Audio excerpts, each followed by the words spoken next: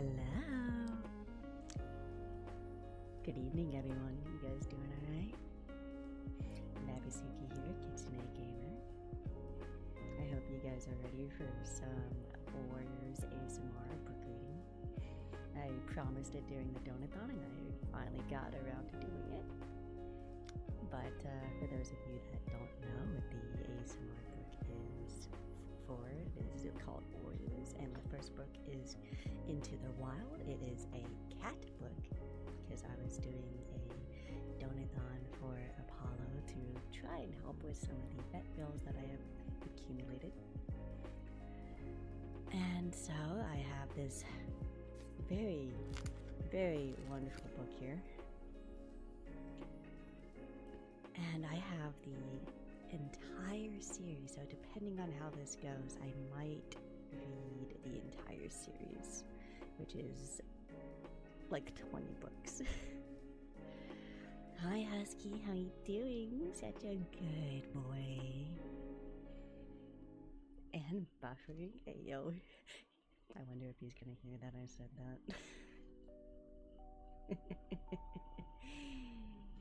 Anyway, so as I was saying, this is a cat book, so it is a series of books about cats, and it is about a clan, and then when it goes further into the book series, there's more clans and more different scenarios, more different characters, and they're all cats. You're such a good boy, Husky. It's okay. You can be a good boy. It's alright. You're perfectly fine, Husky. Hang on a second. I'm moving my webcam a little bit lower because I took my microphone off of its stand, so it's kind of, on my keyboard area instead of where it's normally at, so I can do the ASMR a bit better. But if you didn't know, that was from my donathon, and this is one of the goals that I was doing. I'm gonna try and keep it relatively low energy. No promises, because I have had sugar today, because I was eating some of my cheesecake from my birthday yesterday. I believe everyone is trying to piss off the Husky today. No, we are not trying to piss you off. You're just a good boy, Husky. You're just gonna have to, deal with that. Mr. be put on the shit list. I'm already on the shit list if that's the case. Okay, so Warriors Into the Wild. I'm gonna give you the snippet that's on the back of this book. So, fire alone can save our clan. For generations, 4 clans of cats have shared the forest. But the Thunder Clan is in grave danger. And the Shadow Clan grows stronger every day. In the midst of this turmoil appears a house cat named Rusty, who may turn out to be the bravest warrior of them all. And that is the snippet of the first book of the entire Warrior Cat series.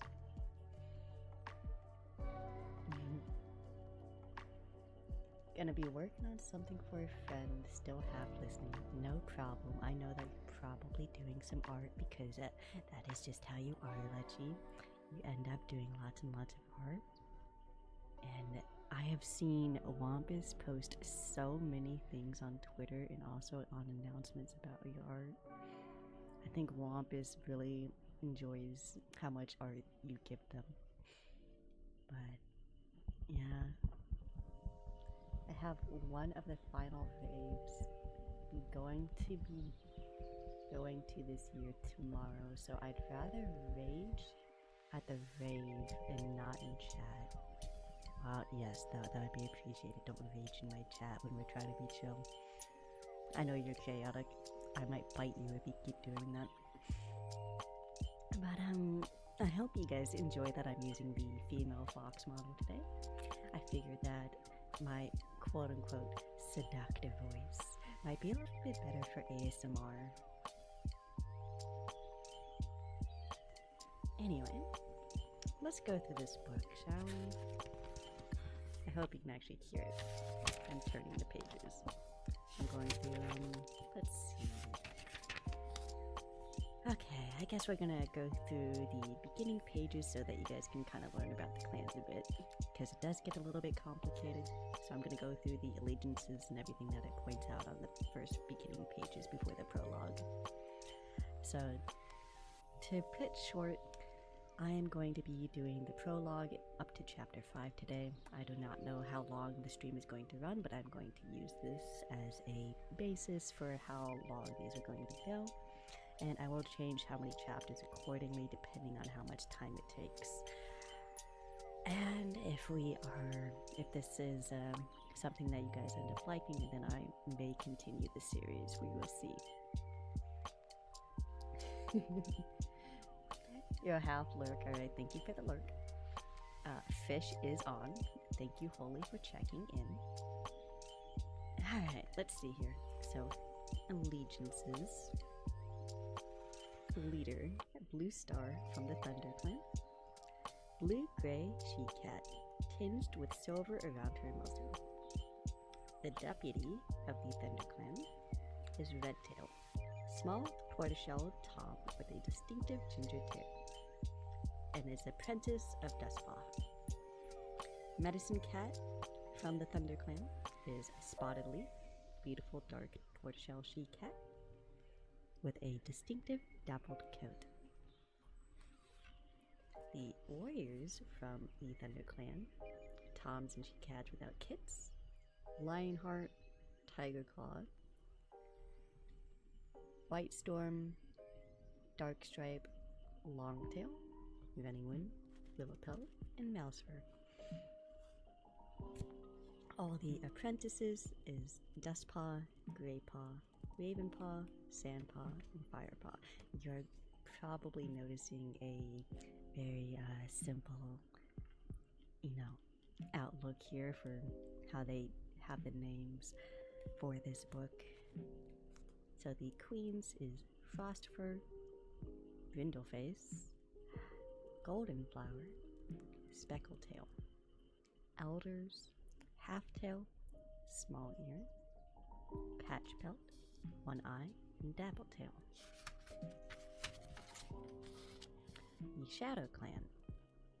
The leader is Broken Star, long-haired, dark brown tabby.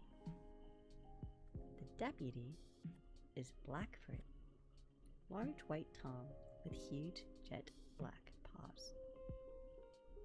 Their medicine cat is Running Nose, small gray white Tom.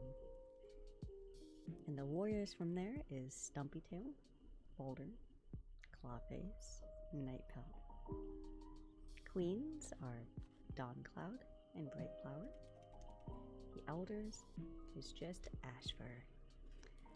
There's a little snippet of the Wind Clan, and it just tells the leader here, which is Tallstar, a black and white Tom with a very long tail. River Clan, leader Crooked Star, a huge light-colored tabby with a twisted paw. The deputy is Oakheart, a reddish-brown Tom. And then it has a little snippet of the cats from the outside clans. Yellowfang, old dark gray she-cat, a broad, flattened face. Smudge, plump, friendly, black and white kitten who lives in a house at the edge of the forest. Barley, black and white Tom who lives on the farm close to the forest. So you're realizing there is actually quite a few characters in this book, even though it's all about cats. And the next page is the entire map of this. I cannot really show you that from the book, but I am going to tell you the different places that are on the map. So we have Barley's Farm. There's a Wind Clan camp. High Stones, 4 Trees, River Clan camp, Sunning Rocks, Tree Cut Place, Underpath, the Thunder Clan camp, Great Skymoor, Snaker Rocks, Tall Pines, Carrion Place, Shadow Clan Camp. And this entire area, believe it or not, is like, you know how the Highlands looks with the, like, you know how the road paths are there? It's like almost like a small town. So it's kind of like, you know, it's not as large as it's going to seem in the book, but you need to remember that the cats and their clans are a lot smaller than humans. So just keep that in mind. That's why it's gonna seem large. And there's like little area here, like it dives into the little map. I'm not gonna really go into that there, but I'm going to go ahead and go into the prologue. So I hope you guys are ready. You guys are going to now listen to the prologue of the Warriors into the Wild. So, prologue. A half moon glowed on smooth granite boulders, turning them silver. The silence was broken only by the ripple of water from the swift black river and the whisper of trees in the forest beyond. There is a stirring in the shadows, and from all around, lithe, dark shapes crept stealthily over the rocks. Unsheathed claws glinted in the moonlight. Wary eyes flashed like amber. And then, as if on a silent signal, the creatures leapt at each other. And suddenly, the rocks were alive with wrestling, screeching cats. At the center of the frenzy, of fur and claws, a massive, dark tabby pinned a bracken-colored tom to the ground and drew up his head triumphantly. "Elkhart," the tabby growled. "How dare you hunt in our territory? The Sunning Rocks belong to the Thunder Clan. After tonight, Tiger Claw, this will be just another River Clan hunting ground." The bracken-colored Tom spat back.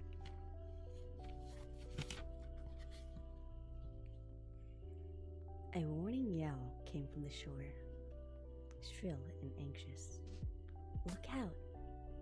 More River Clan warriors are coming." Tiger Claw turned to see the sleek, wet bodies sliding out of the water below the rocks. The drenched River Clan warriors bounded silently up the shore and hurled themselves into battle without even stopping to shake the water from their fur. Dark Tabby glared down at Elkhart. "You may swim like otters, but you and your warriors do not belong in this forest." He drew back his lips and showed his teeth as the cat struggled beneath him. The desperate scream of a ThunderClan she-cat rose above the clamor. A wiry River Clan Tom had pinned the brown warrior flat on her belly.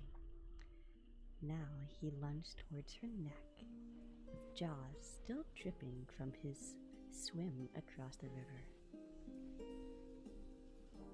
Tiger Claw heard the cry and let go of Elkhart. With a mighty leap, he knocked the enemy warrior away from the she-cat. "Quick! Now's for a run," he ordered before turning on the River Clan Tom who had threatened her. Mousefur scrambled to her paws, wincing from a deep gash on her shoulder, and raced away.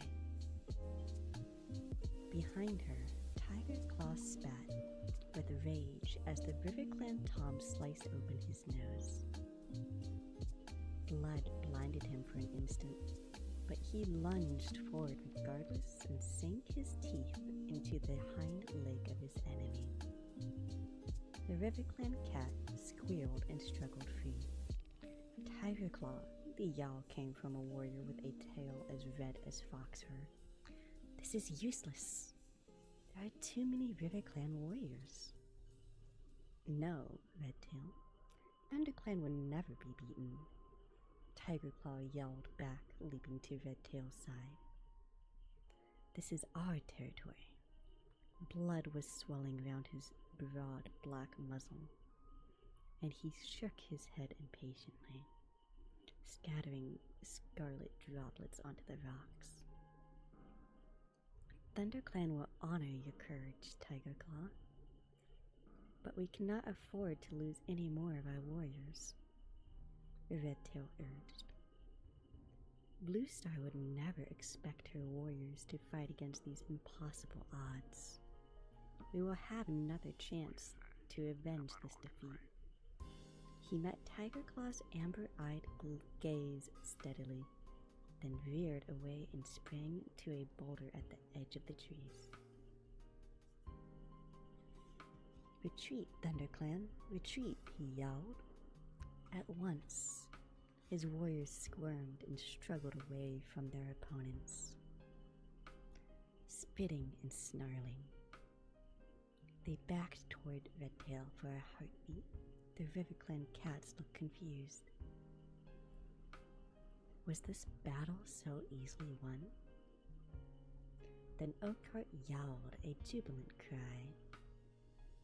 As soon as they heard him, the Riverclan warriors raised their voices and joined their deputy in caterwauling their victory. Ayo. They got victory, or so they think, right? Hold on a second, I'm gonna get some water.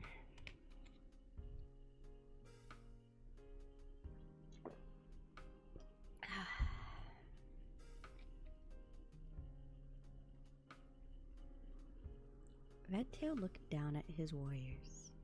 With a flick of his tail, he gave the signal and the ThunderClan cats dived down the far side of the sunning rocks, then disappeared into the trees. Tiger Claw followed last. He hesitated at the edge of the forest and glanced back at the blood-stained battlefield. His face was grim, his eyes furious slits. Then he leaped after his clan into the silent forest. In a deserted clearing, an old gray she-cat sat alone, staring up at the clear night sky. All around her in the shadows, she could hear the breathing and stirrings of sleeping cats. A small tortoiseshell she-cat emerged from a dark corner, her paw steps quick and soundless. The gray cat dipped her head in greeting. "How is mouse fur?" she meowed. "Her wounds are deep, Blue Star," answered the tortoiseshell, settling herself on the night-cool grass. "But she is young and strong. She will heal quickly." And the others? They will all recover too. Blue Star sighed. "We are lucky not to have lost any of our warriors this time. You are a gifted medicine cat, Spotted Leaf." She tilted her head again and studied the stars. "I'm deeply troubled by tonight's defeat. ThunderClan has not been beaten in its own territory since it became leader," she murmured. "These are difficult times for our clan. The new season of New Leaf is late, and there have been fewer kids. ThunderClan needs more warriors if it's going to survive." "But this year is only just beginning," Spotted Leaf pointed out calmly. "There will be more kits when Greenleaf comes." The gray cat twitched her broad shoulders. "Perhaps, but training our young to become warriors takes time." If ThunderClan is to defend its territory, it must have new warriors as soon as possible. Are you asking StarClan for answers? Meowed Spotted Leaf gently, following Blue Star's gaze and staring up at the swath of stars glittering in the sky. It is times like this we need the words of ancient warriors to help us. Has StarClan spoken to you? Blue Star asked. Not for some moons, Blue Star. Suddenly, a shooting star blazed over the treetops. Spotted Leaf's tail twitched and the fur along her spine bristled. Blue Star's ears pricked, but she remained silent as Spotted Leaf continued to gaze upwards. After a few moments, Spotted Leaf lowered her head and turned to Blue Star.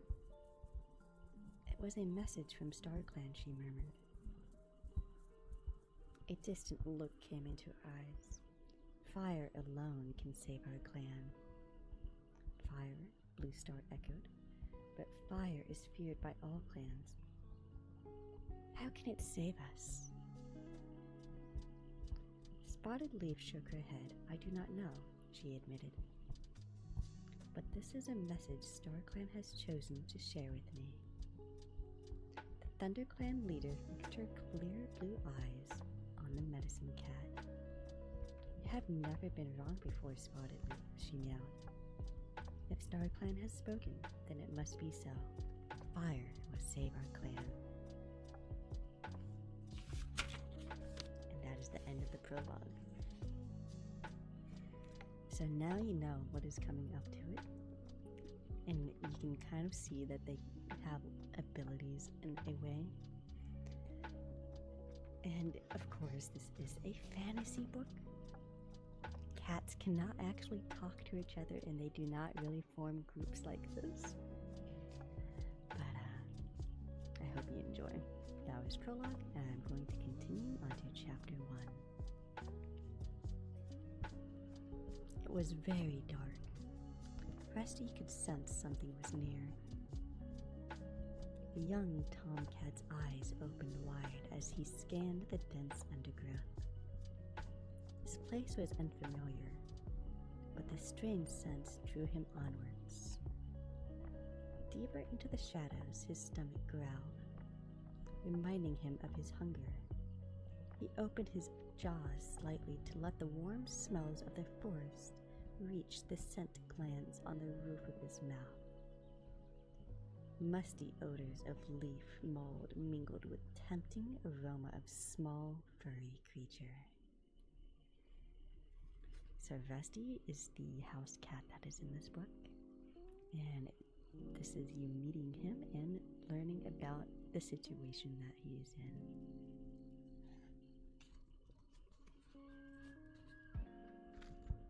Suddenly, a flash of gray raced past him. Rusty stopped still, listening.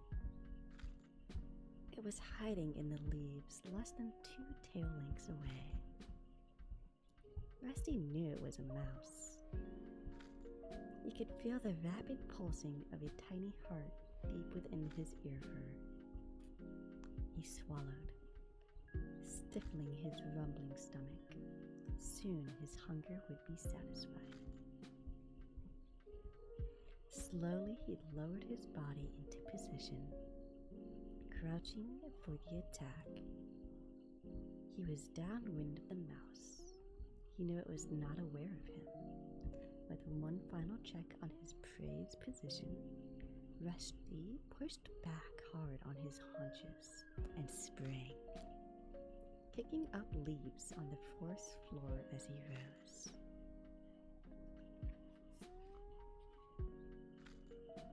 The mouse dived for cover, heading towards a hole in the ground, but Rusty was already on top of it.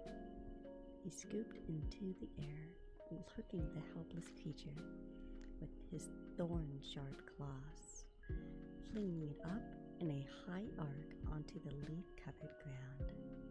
The mouse landed dazed. but alive. It tried to run, but Rusty snatched it up again. He tossed the mouse once more, this time a little farther away. The mouse managed to scramble a few paces before Rusty caught up with it. Suddenly, a noise roared nearby. Rusty looked around, and as he did so, the mouse was able to pull away from his claws. When Rusty turned back, he saw it dart into the darkness among the tangled roots of a tree. Angry, Rusty gave up the hunt. He spun around, his green eyes glaring, intent on searching out the noise that had cost him his kill. The sound rattled on. Becoming more familiar, Rusty opened his eyes. The forest had disappeared. He was inside a hot, airless kitchen, curled in his bed. Moonlight filtered through the window, casting shadows on the smooth, hard floor. The noise had been the rattle of hard, dried pellets of food as they were tipped into his dish. Rusty had been dreaming. Lifting his head, he rested his chin on the side of his bed. His collar rubbed uncomfortably around his neck. In his dream, he had felt fresh air rustling the soft fur where the collar usually pinched. Rusty rolled onto his back, savoring the dream for a few more moments. He could still smell mouse. It was the third time since the full moon that he had the dream, and every time the mouse had escaped his grasp.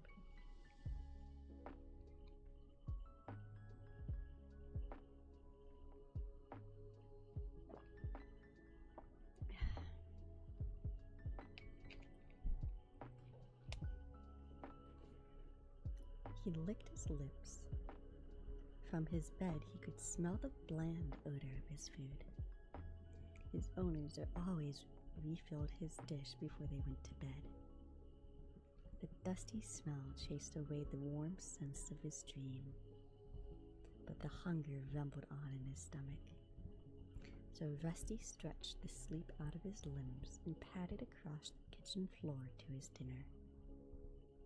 The food felt dry and tasteless on his tongue. Rusty reluctantly swallowed one more mouthful, and he turned away from the food dish and pushed his way out through the cat flap, hoping that the smell of the garden would bring back the feelings from his dream.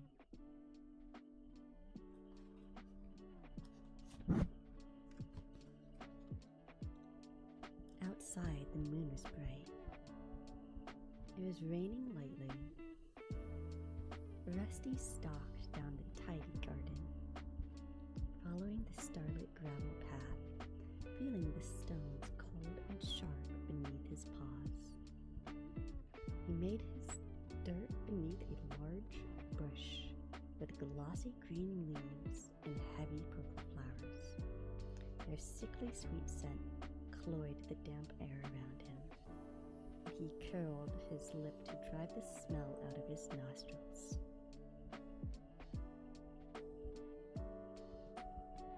Afterwards, Rusty settled down on top of one of the posts in the fence that marked his limits of his garden.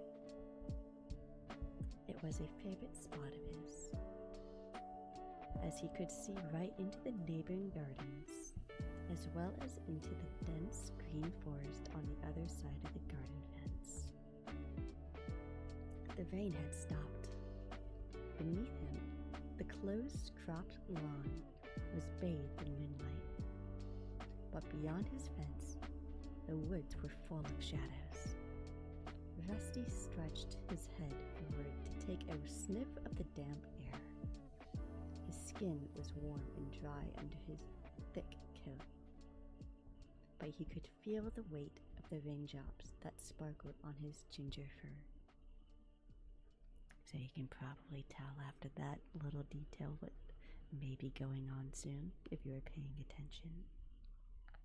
But, yeah. He heard his owners giving him one last call from the back door. If he went to them now, they would greet him with gentle words and caresses and welcome him on to their bed, where he would curl, purring, warm in the crook of a bent knee. That totally sounds like Apollo. That's what he did earlier today. Apollo also likes to lay on me. But this time, Rusty ignored his owner's voices and turned his gaze back to the forest. The crisp smell of the woods had grown fresher after the rain. Suddenly, the fur on his spine prickled. Was something moving out there? Was something watching him? Rusty stared ahead, but it was impossible to see or smell anything in the dark. Tree-scented air. He lifted his chin boldly, stood up, and stretched, one paw gripping each corner of the fence post as he straightened his legs and arched his back. He closed his eyes and breathed in the smell of the woods once more. It seemed to promise him something, tempting him onwards into the whispering shadows. Tensing his muscles, he crouched for a moment, and he leaped down into the rough grass on the other side of the garden fence. As he landed, the bell on his collar rang out through the stilled night air.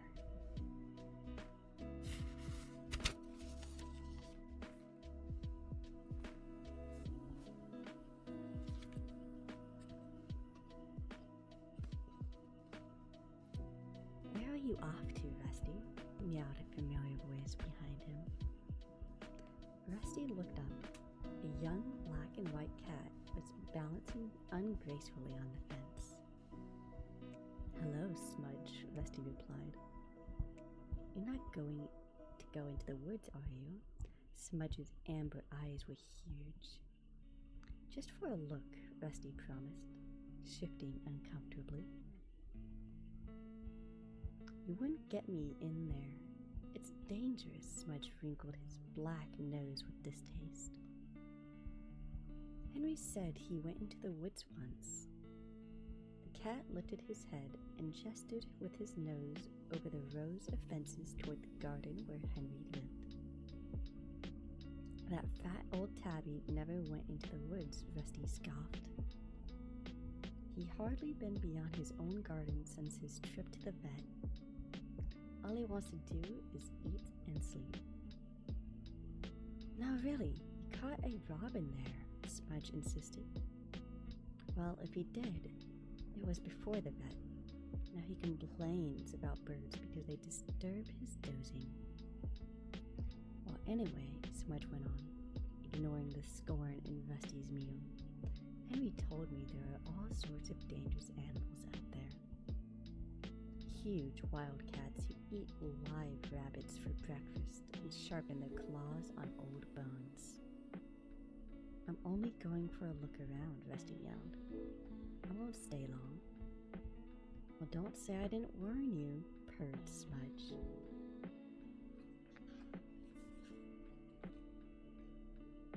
Black and White Cat turned and plunged off the fence back down into his garden. Rusty sat down in the coarse grass beyond the garden fence. He gave his shoulder a nervous lick and wondered how much of Smudge's gossip was true.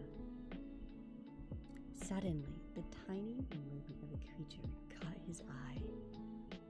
He watched it scuttle under some brambles. Instinct made him drop into a low crouch.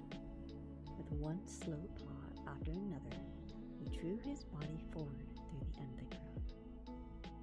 Ears pricked, nostrils flared, his eyes unblinking. He moved towards the animal. He could see it clearly now, sitting up among the barbed branches, nibbling on a large seed held between its paws. It was a mouse. Rusty rocked his haunches from side to side, preparing to leap. He held his breath in case his bell rang again. Excitement coursed through him, making his heart pound. This was even better than his dreams. Then a sudden noise of cracking twigs and crunching leaves made him jump. His bell jangled treacherously, and the mouse darted away into the thickest tangle of bramble bush.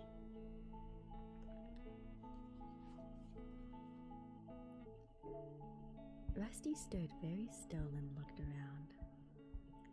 He could see the white tip of a red, bushy tail trailing through a clump of tall ferns ahead. He smelled a strong, strange scent. Definitely a meat eater, but neither cat nor dog. Distracted, Rusty forgot about the mouse and watched the red tail curiously. He wanted a better look.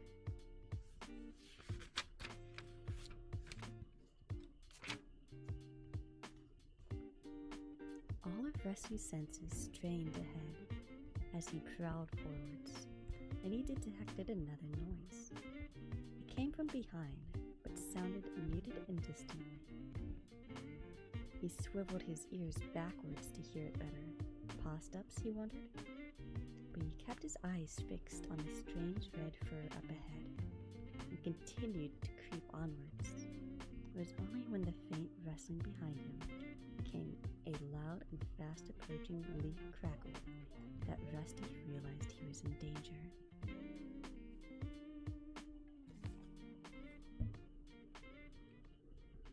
The creature hit him like an explosion, and Rusty was thrown sideways into a clump of nettles. Twisting and yowling, he tried to throw off the attacker that had fastened itself to his back. It was gripping him with incredibly sharp claws. Rusty could feel spiked teeth pricking at his neck. He writhed and squirmed from the whisker to tail, but he couldn't free himself. For a second, he felt helpless. Then he froze. Thinking fast, he flipped over onto his back. He knew instinctively how dangerous it was to expose his soft belly, but it was his only chance. He was lucky. The ploy seemed to have worked.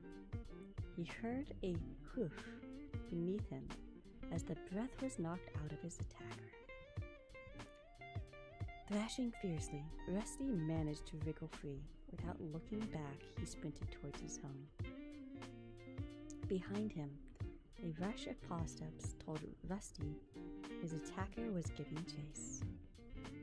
Even though the pain from his scratches stung beneath his fur, Rusty decided he would rather turn and fight than let himself be jumped on again. He skidded to a stop, spun around, and faced his pursuer. It was another kitten, with a thick coat of shaggy gray fur, strong legs, and a broad face. In a heartbeat, Rusty smelled that it was a Tom, and sensed the power and sturdy shoulders beneath the soft coat. Then the kitten crashed into Rusty at full pelt. Taken by surprise by Rusty's turnabout, it fell back into a dazed heap.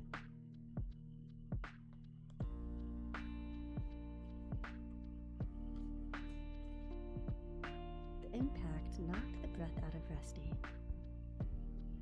and he staggered. He quickly found his footing and arched his back, puffing out his orange fur, ready to spring on the other kitten. But his attacker simply sat up and began to lick a forepaw, all signs of aggression gone. Rusty felt strangely disappointed.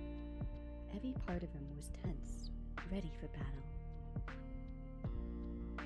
"Hi there, kitty pet," meowed the gray Tom cheerily.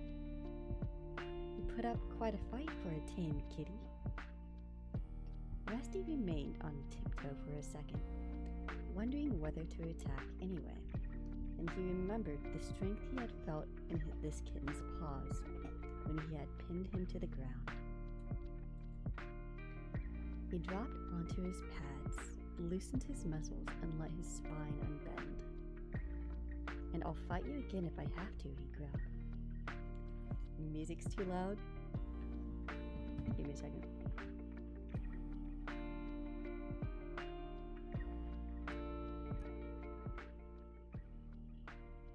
How about now? I can barely hear the fox reel, bruh. Is that better?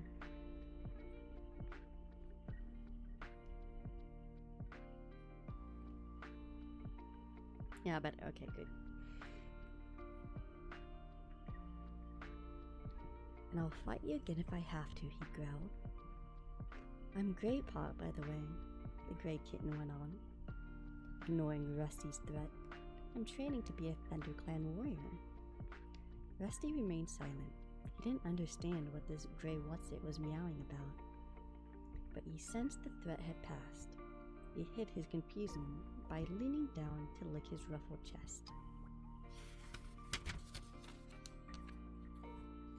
"How you doing, Dabby? Welcome in."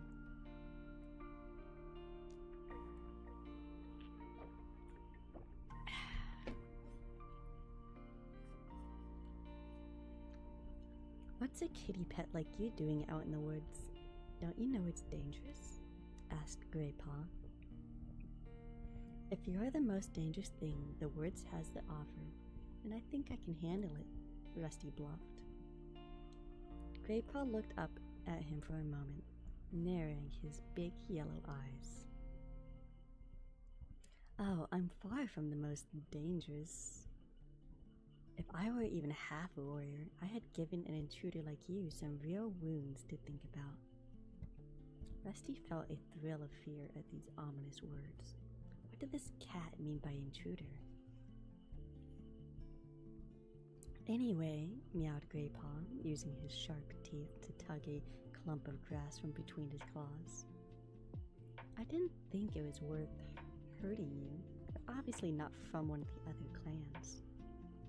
"Other clans?" Rusty echoed, confused. Grey Paw let out an impatient hiss. "You must have heard of the 4 warrior clans that hunt around here." "I belong to ThunderClan. The other clans are always trying to steal prey from my territory, especially ShadowClan. They're so fierce they would have ripped you to shreds, no question asked." Grey Paw paused to spit angrily and continued, "They come to take prey that is rightfully ours. It's the job of ThunderClan warriors to keep them out of our territory. When I finish my training, I'll be so dangerous I'll have other clans shaking in their flea-bitten skins. They won't dare come near us then."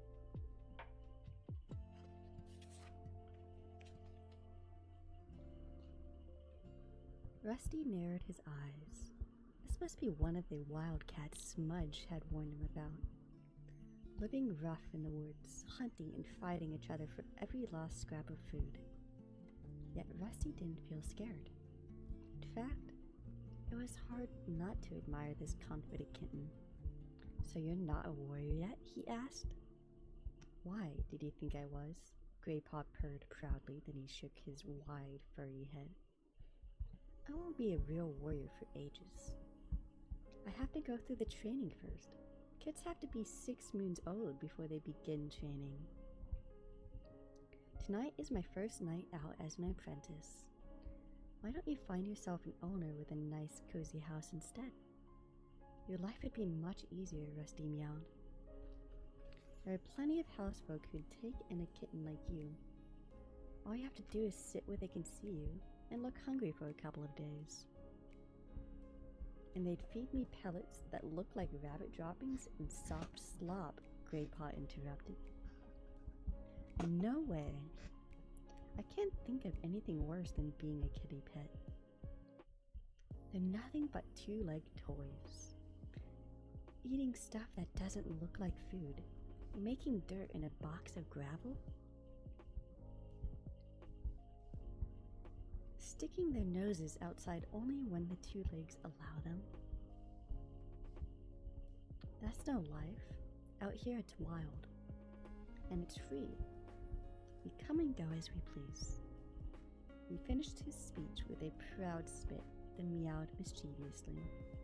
Until you've tasted fresh-killed mouse, you haven't lived. Have you ever tasted mouse?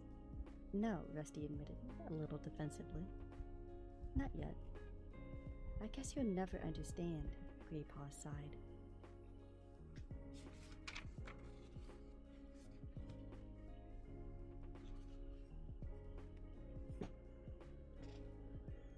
You weren't born wild.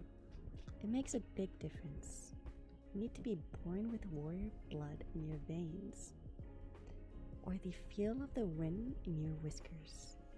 Cuties born into two-legged nests could never feel the same way. Rusty remembered the way he had felt in his dream. That's not true, he mewed indignantly. Graypaw did not reply. He suddenly stiffened mid-lick, one paw still raised, and sniffed the air. I smell cats from my clan, he hissed. You should go. They won't be pleased to find you hunting in our territory. Rusty looked around, wondering how Graypaw knew any cat was approaching. He couldn't smell anything different on the leaf-scented breeze, but his fur stood on end at the note of urgency in Graypaw's voice. Quick, hissed Graypaw again. Run! Rusty prepared to spring into the bushes, not knowing which way was safe to jump. He was too late. A voice meowed behind him, firm and menacing.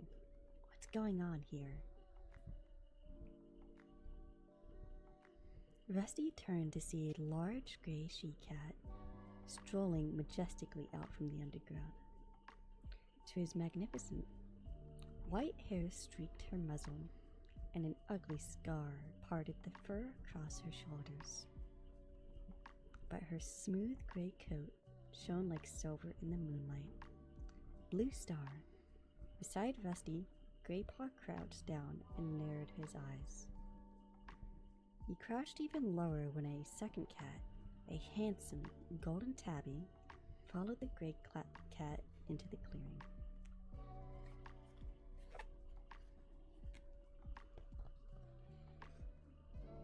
You shouldn't be near Two-Leg Place, Graypaw, growled the golden tabby angrily, narrowing his green eyes. I know, Lionheart, I'm sorry. Graypaw looked down at his paws. Rusty copied Graypaw and crouched low to the forest floor, his ears twitching nervously. These cats had an air of strength he had never seen in his garden friends. Maybe what Smudge had warned him about was true. Who is this? Asked the she-cat. Rusty flinched as she turned her gaze on him. Her piercing blue eyes made him feel more vulnerable. He's no threat, mewed Graypaw quickly. He's not another clan warrior, just a two-legged pet from beyond our territories. Just a two-legged pet. The words inflamed Rusty. But he held his tongue. A warning look in Blue Star's stare told him that she had observed the anger in his eyes, and he looked away. This is Blue Star. She's the leader of my clan, Graypaw hissed to Rusty under his breath. And Lionheart, he's my mentor, which means he's training me to be a warrior.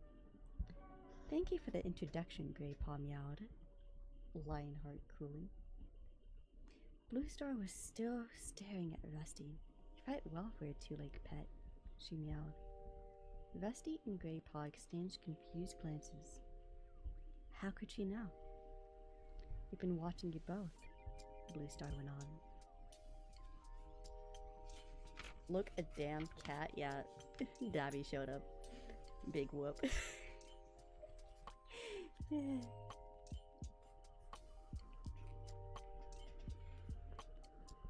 As if she had read their thoughts, we wondered how you would deal with an intruder, Graypaw. You attacked him bravely. Grandpa looked pleased at Blue Star's praise. Sit up now, both of you. Blue Star looked at Rusty. You too, kitty pet. He sat up immediately and held Blue Star's gaze evenly as she addressed him. You reacted well to the attack, kitty pet. Grandpa is stronger than you, but you used your wits to defend yourself. You turned to face him when he chased you. I've not seen a kitty pet do that before. Rusty managed to nod his thanks, taken aback by such unexpected praise. Her next words surprised him even more. I had been wondering how you would perform out here, beyond the two-leg place. We patrol this border frequently, so I have often seen you sitting on your boundary, staring out into the forest. And now, at last, you have dared to place your paws here. Blue Star stared at the Rusty thoughtfully. You do seem to have natural hunting ability. Sharp eyes. You would have caught that mouse if you had not hesitated so long. Really? Rusty stammered. Lionheart spoke now. His deep meow was respectful but insistent. Blue Star, this is a kitty pet. You should not be hunting in ThunderClan territory. Send him home to his two legs.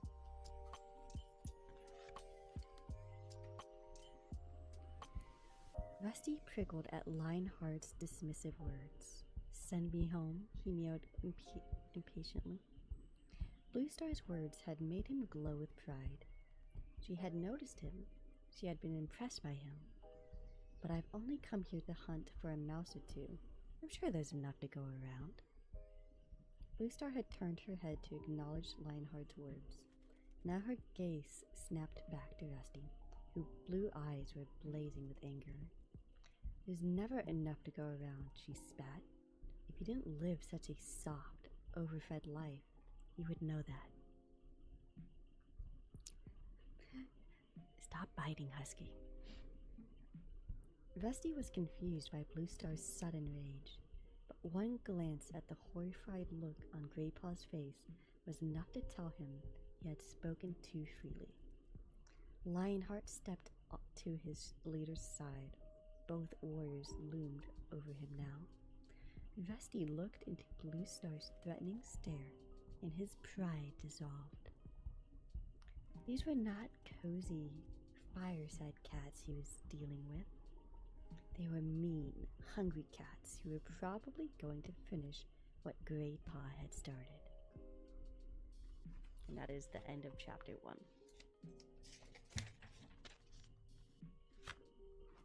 Give me a second. You probably just heard that. That's what happens when you hold a book too long.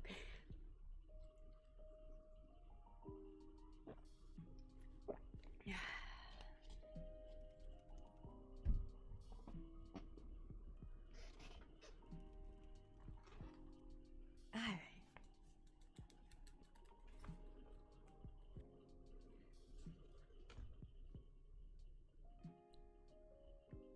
Are you guys ready for chapter 2? Let's see. It's not as long as chapter 1. Let's see how long it takes. Well, hissed Blue Star, her face only a mouse length from his now. Lionheart remained silent as he towered over Rusty. He flattened his ears and crouched under the Golden Warrior's cold stare.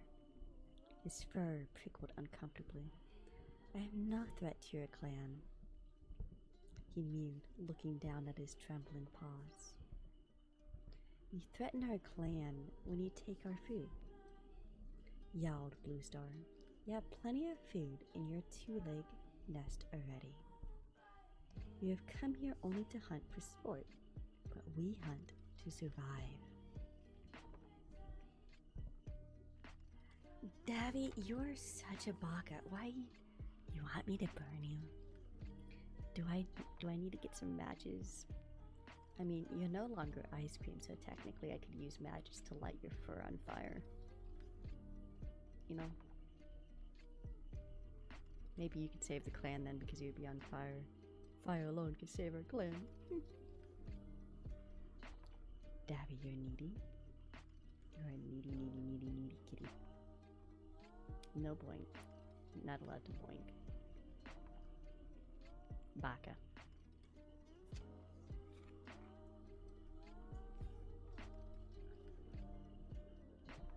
The truth of the warrior queen's words pierced Rusty like a black thorn, and suddenly he understood her anger. He stopped trembling, sat up, and straightened his ears. He raised his eyes to meet hers. I had not thought of it that way before. I am sorry, he meowed solemnly. I will not hunt here again. Bluestar let her hackles fall, a signal to Lionheart to step back. You are an unusual kitty pet, Rusty, she meowed.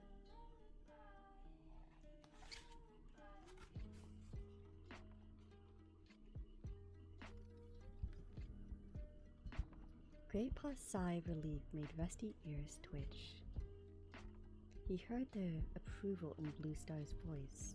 He noticed she swapped a meaningful glance with Lionheart. The two... sorry, I lost my place for a second.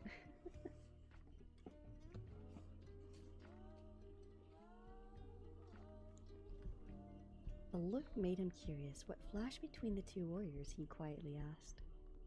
Is survival here really so hard? Our territory covers only part of the forest, answered Bluestar. We compete with other clans for what we have, and this year, late new leaf means prey is scarce. Is your clan very big? Rusty meowed, his eyes wide. Big enough, replied Bluestar. Our territory can support us, but there is no prey left over. Are you all warriors then? Rusty mewed. Bluestar guarded answers were just making him more and more curious. Lionheart answered him. Some are warriors, some are too young or too old or too busy caring for kids to hunt. And you all live and share prey together? Rusty murmured in awe, thinking a little guiltily of his own easy, selfish life. Bluestar looked again at Lionheart. The golden tabby stared back at her steadily. At last, she returned her gaze to Rusty and meowed. Perhaps you should find out these things for yourself. Would you like to join ThunderClan? Rusty was so surprised he couldn't speak.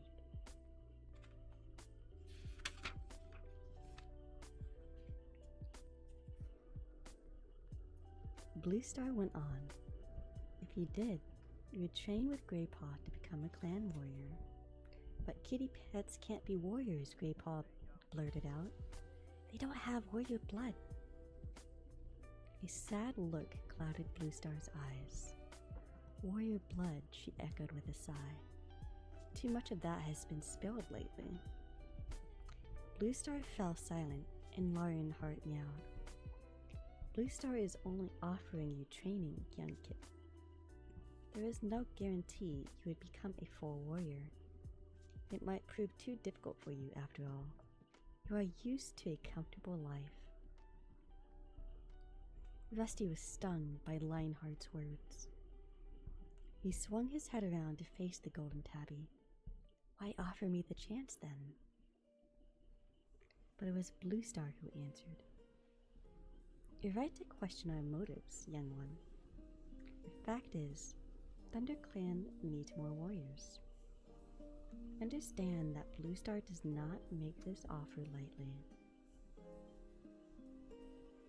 Warned Lionheart, if you wish to train with us, we will have to take you into our clan. You must either live with us and respect our ways, or return to your two-legged place and never come back. You cannot live with a paw in each world. A cool breeze stirred under the growth, ruffling Rusty's fur. He shivered, not with the cold, but with excitement at the incredible possibilities opening up in front of him. Are you wondering if it's worth giving up your comfortable kitty pet life? Blue Star asked gently. But do you realize the price you will pay for your warmth and food? Rusty looked at her, puzzled. Surely his encounter with these cats had proved to him just how easy and luxurious his life was. I can tell that you are still a Tom, Blue Star added, despite the two-leg stench that clings to your fur. What do you mean, still a Tom? You haven't yet been taken by the two legs to see the cutter, meowed Blue Star gravely. It would be very different then. Not quite so keen to fight a clan cat, I suspect. Rusty was confused. He suddenly thought of Henry, who had become fat and lazy since his visit to the vet. Was that what Blue Star meant by the cutter? Ahem. The cutter, aka neuter or spay. If you don't get the reference. The clan may not be able to offer you such easy food or warmth, continued Blue Star. It's a season of leaf bare. Nights in the forest can be cruel. The clan would demand great loyalty and hard work. You will be expected to protect the clan with your life if necessary, and there are many mouths to feed. But the rewards are great. You will remain a Tom. You will be trained in the ways of the wild. You will learn what it is to be a real cat. The strength and fellowship of the clan will always be with you, even when you hunt alone. Rusty's head reeled. Blue Star seemed to be offering him the life he had lived so many times, and so tantalizingly in his dreams. But could he live like that for real? Lionheart interrupted his thoughts. Come, Blue Star, let's not waste any more time here. We must be ready to join the other patrol at Moon High. Tiger Claw will wonder what has become of us. He stood up and flicked his tail expectantly. Wait, Rusty meowed. Can I think about your offer? Blue Star looked at him for a long moment and nodded. Lionheart will be here tomorrow at Sun High, she told him. Give him your answer then. So essentially they're giving him half a day. But if you think about it, cats, dogs, they have a very short lifespan compared to us. Their lifespans are like maybe a quarter of ours if they're lucky. So half a day is like 3 days to them.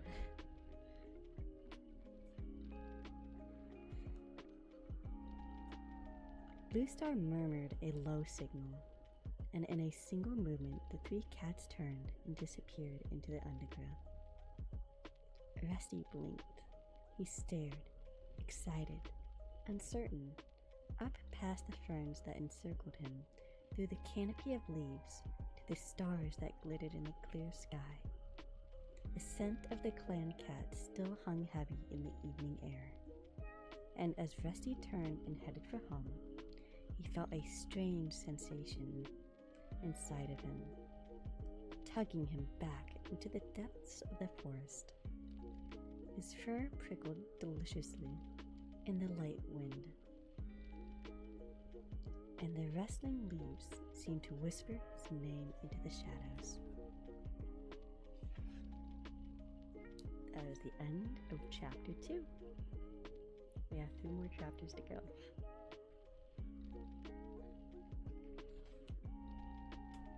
Give me a moment. I'm going to take a quick break.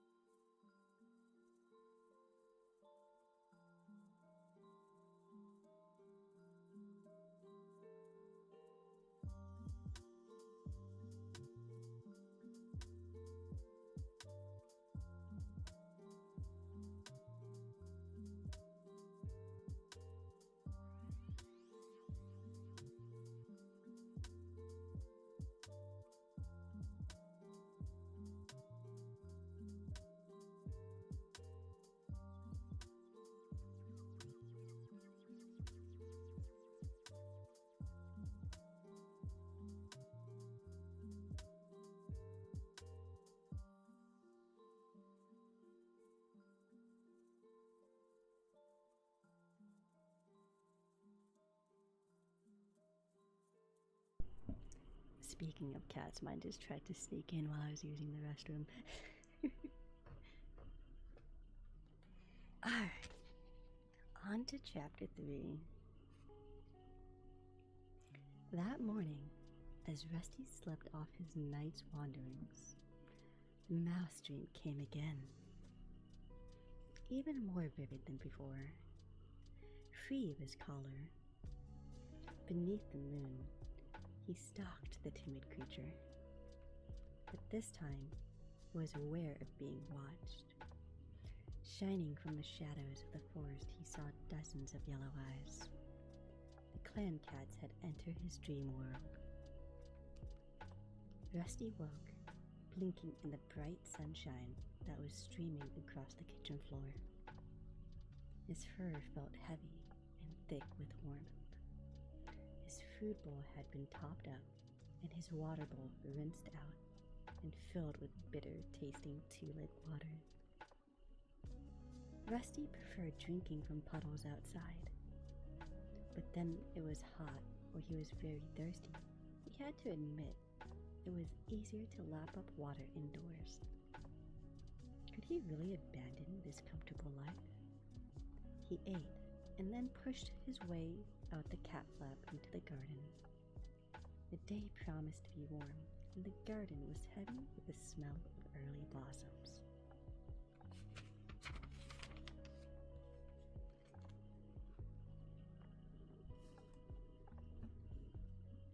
Hello, Rusty, mewed a voice from the fence. It was Smudge. You should have been awake an hour ago. The baby sparrows were outstretching their wings. Did you catch any? Rusty asked. Smudge yawned and licked his nose. Couldn't be bothered. I'd already eaten enough at home. Anyway, weren't you out earlier? Yesterday you were complaining about Henry sleeping his time away. And today you're not much better yourself. Rusty sat down on the cool earth beside the fence and curled his tail neatly over his front paws. I was in the woods last night, he reminded his friend. At once he felt the blood stir in his veins and his fur stiffen. Smudge looked down at him, his eyes wide. Oh yes, I forgot. Oh, thank you for the hydrate. How was it? Did you catch anything? Or did anything catch you?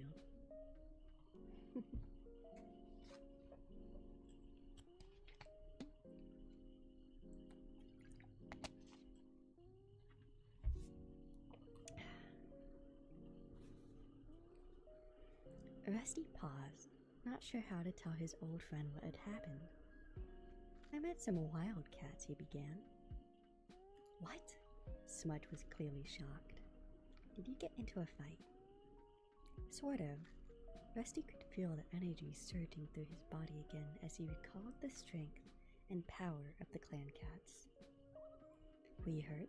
What happened? Smudge prompted him eagerly. There were 3 of them, bigger and stronger than any of us. And you fought all 3 of them? Smudge interrupted, his tail twitching with excitement. No, Rusty mewed hastily.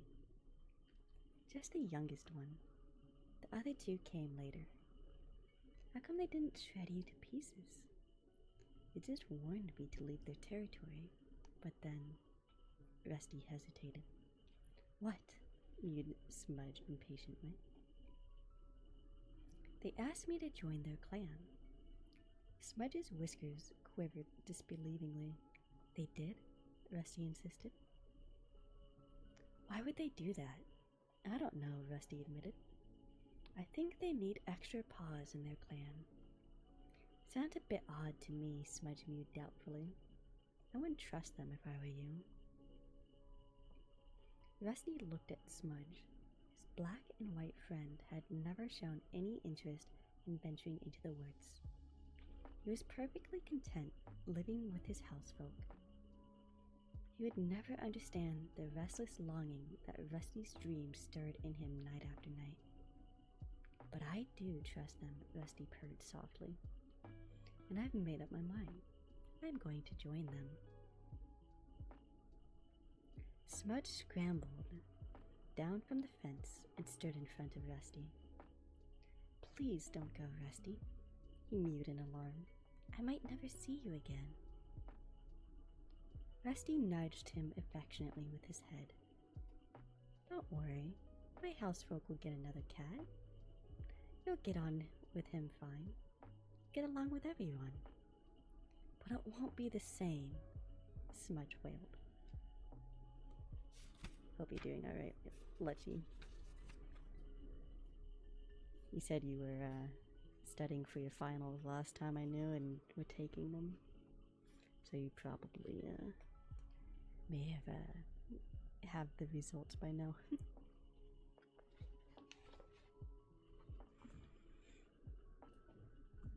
Rusty twitched his tail impatiently.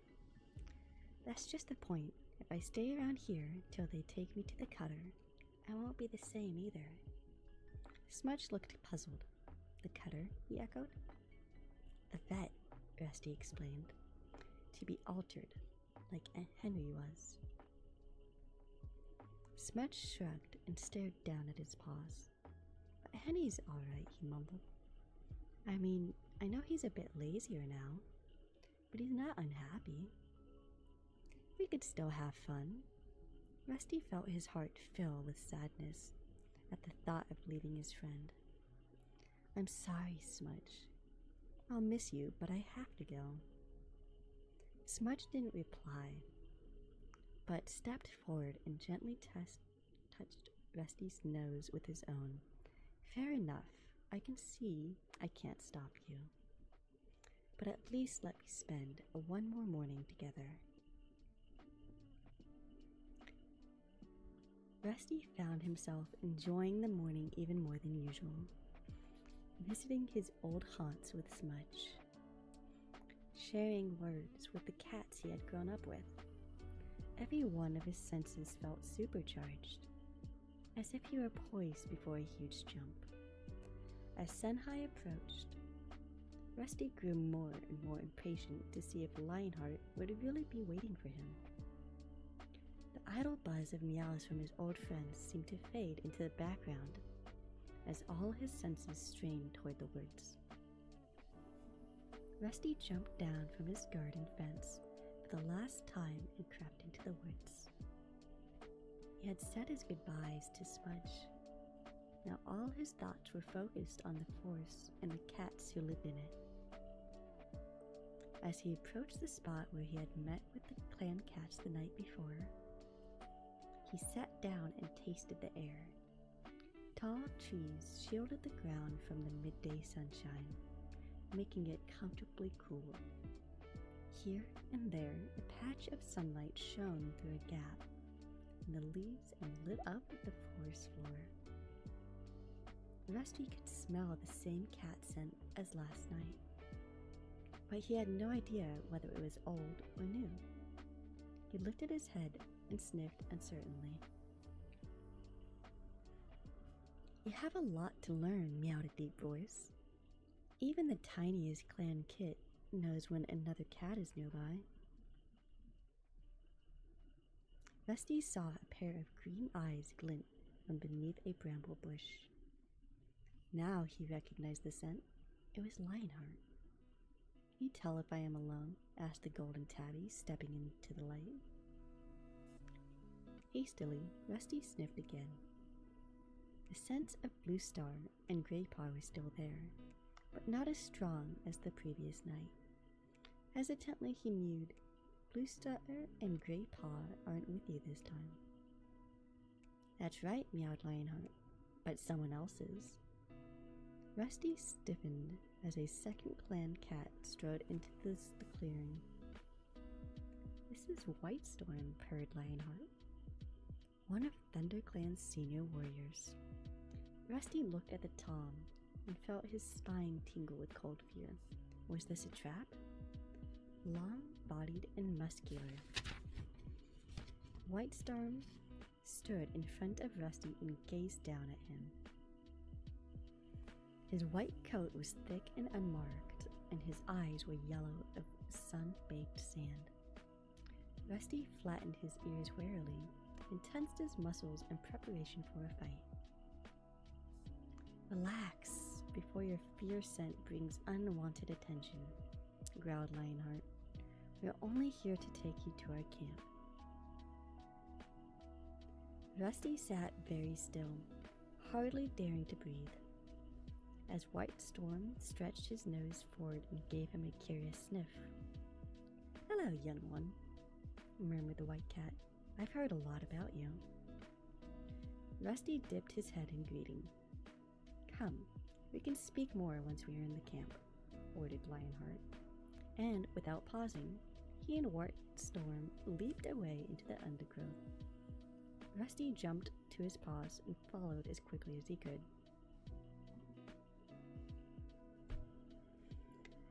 The two warriors made no allowances for Rusty as they sped through the forest, and before long, he was struggling to keep up. Their pace barely slowed as they led him over fallen trees that they cleared in a single leap, but which Rusty had to scramble over paw by paw. They passed through sharply fragrant pine trees, where they had to jump across deep gullies churned up by the two-legged tree eater. From the safety of his garden fence, Rusty had often heard it roaring and snarling in the distance. One gully was too wide to jump, half filled with slimy, foul-smelling water. The clan cats waded through without hesitating. Rusty had never put a paw in water before, but he was so determined not to show any signs of weakness, so he narrowed his eyes and followed, trying to ignore the uncomfortable wetness that soaked his belly fur. At last, Lionheart and White Storm paused. Rusty skidded to a halt behind them and stood panting while the two warriors stepped on to a rock that rested on the edge of a small ravine. We are very close to our camp now, meowed Lionheart. Rusty strained to see any signs of life. Moving leaves, a glimpse of fur among the bushes below. But his eyes saw nothing except for the same undergrowth that covered the rest of the forest floor. Use your nose, you must be able to scent it, hissed White Storm impatiently. Rusty closed his eyes and sniffed.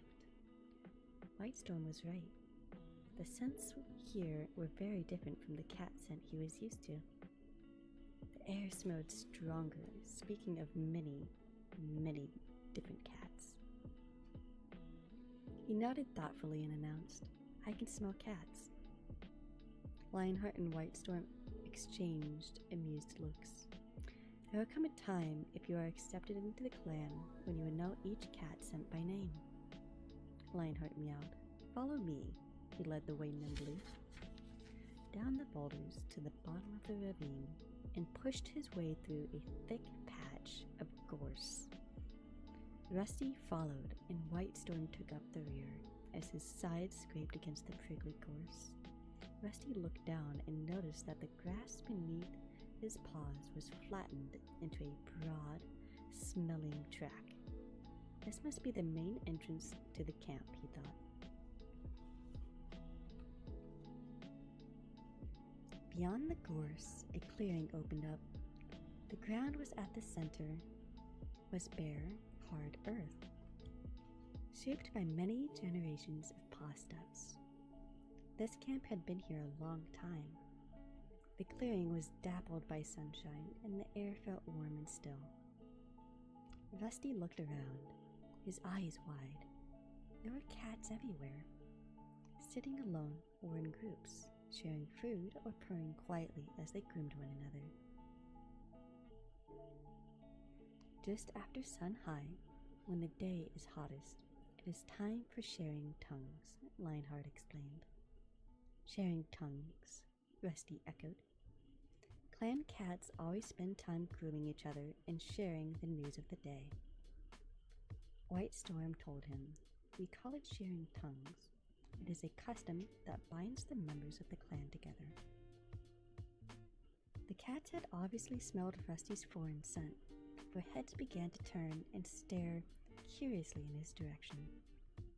Suddenly shy of meeting any cat's gaze directly, Rusty looked around the clearing. It was edged with thick grass, dotted with tree stumps and a fallen tree. A thick curtain of ferns and gorse shielded the camp from the rest of the woods. "Over there," meowed Lionheart, flicking his tail towards impenetrable-looking tangle of brambles, "is the nursery where the kids are cared for." Rusty swiveled his ears toward the bushes.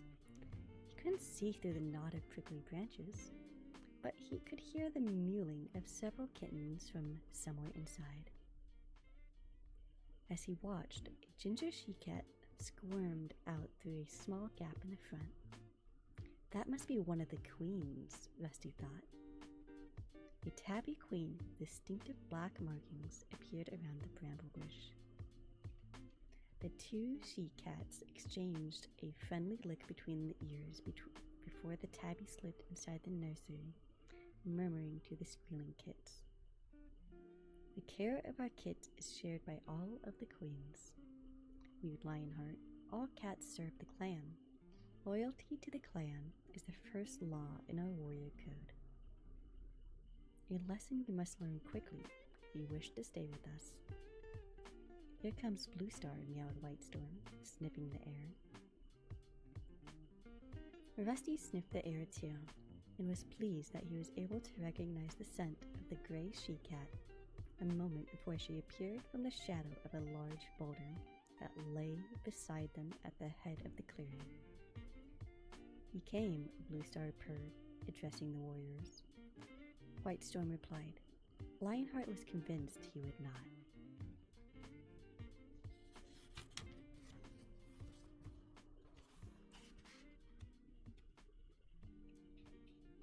Rusty noticed the tip of Blue Star's tail twitch impatiently. "Well, what do you think of him?" she asked. "He kept up well on the return journey, despite his puny size," Whitestorm admitted. "He certainly seems strong for a kitty pet." "So is it agreed?" Blue Star looked at Lionheart and Whitestorm. Both cats nodded, "and I shall announce his arrival to the clan." Blue Star leaped up onto the boulder and yelled, "Let all those cats old enough to catch their own prey join here beneath the high rock for a clan meeting." Her clear call brought all the cats trotting toward her, emerging like liquid shadows from the edges of the clearing. Rusty stayed where he was, flanked by Lionheart and Whitestorm. The other cats settled themselves below the high rock and looked expectantly up at their leader. Rusty felt a rush of relief as he recognized Gray Paw's thick gray fur among the cats. Beside him sat a young tortoiseshell queen, her black-tipped tail tucked neatly over the small white paws. A large gray tabby crouched behind them, black stripes on his fur looking like shadows on a moonlight forest floor. When the cats were still, Blue Star spoke. "ThunderClan needs more warriors," she began. "Never before had we so few apprentices in training. It has been decided that ThunderClan would take in an outsider to train as a warrior." Rusty heard indignant mutterings erupt among the clan cats, but Blue Star silenced them with a firm yell. "I have found a cat who is willing to become an apprentice of ThunderClan." "Lucky to become an apprentice," caterwauled a loud voice above the ripple of shock that spread through the cats. Rusty craned his neck and saw a pale tabby cat standing up and glaring defiantly at the leader. Blue Star ignored the tabby and addressed all of her clan. Lionheart and Whitestorm had met this young cat, and they agree with me that we should train him with the other apprentices. Rusty looked up at Lionheart, and then back at the clan, to find all the eyes were on him now. His fur prickled, he swallowed nervously. There was silence for a moment. Rusty was sure they must all be able to hear his heart pulsing and smell his fierce scent. Now a deafening crescendo of caterwauling rose from the crowd. Where does he come from? Which clan does he belong to? What a strange scent he carries. That's not the scent of any clan I know. Then one yell in particular sounded out above the rest. Look at his collar. He's a kitty pet. It was the pale Tabby again. Once a kitty pet, always a kitty pet. His clan needs wild-born warriors to defend it, not another soft mouth to feed.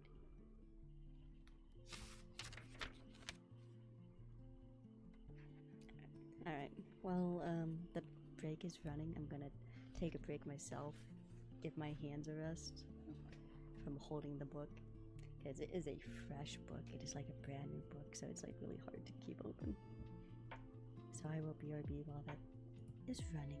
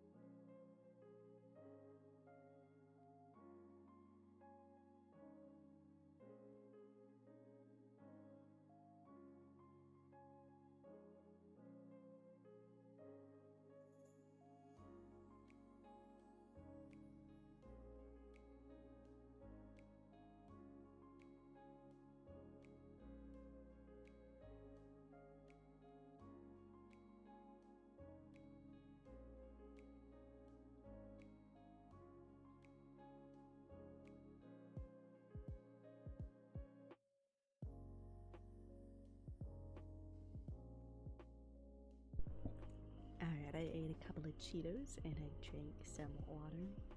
I'm gonna go ahead and continue now. And also to everyone else that is now leaving the break, welcome back from the break. Lionheart bent down and hissed into Rusty's ear.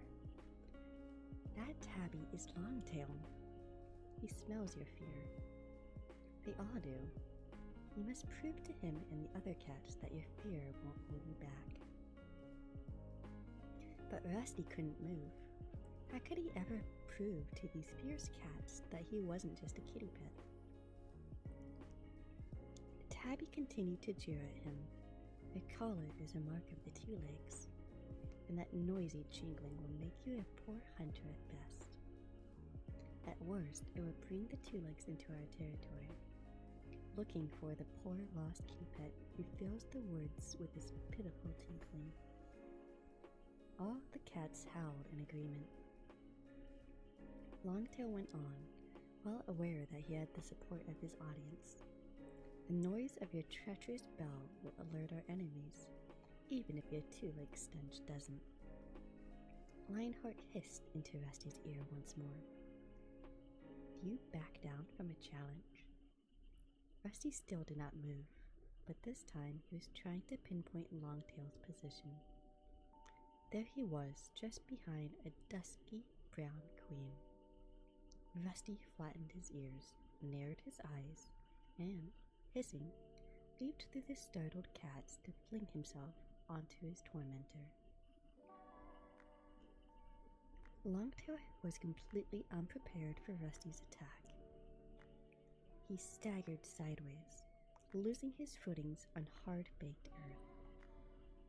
Filled with rage and desperate to prove himself, Rusty dug his claws deep into the tabby cat's fur and sank in his teeth.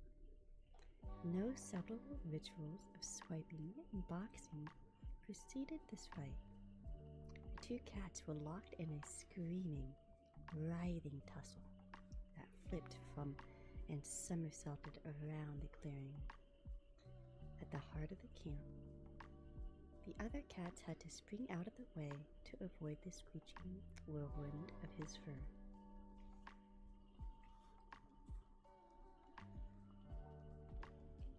As Rusty scratched and struggled, he was suddenly aware that he felt no fear, only exhilaration. Through the roaring of the blood in his ears, he could hear the cats around them wailing in excitement.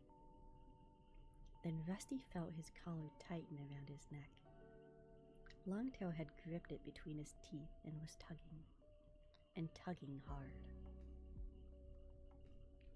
Rusty felt terrible pressure at his throat. Unable to breathe, he started to panic. He writhed and twisted, but each movement only made the pressure worse. Retching and gulping for air, he summoned up all his strength and tried to pull away from Longtail's grip. And suddenly, with a loud snap, he was free. Longtail tumbled away from him. Rusty scrambled to his paws and looked around. Longtail was crouching 3 tail lengths away. And dangling from Longtail's mouth, Rusty saw his collar mangled and broken. At once, Bluestar leaped down from the high rock and silenced the noisy crowd with a thunderous caterwaul. Rusty and Longtail remained fixed to the spot, gasping for breath. Clumps of fur hung from their ruffled coats. Rusty could feel a cut stinging above his eye. Longtail's left ear was badly torn, and blood dripped down his lean shoulders onto the dusty ground. They stared at each other, their hostility not yet spent.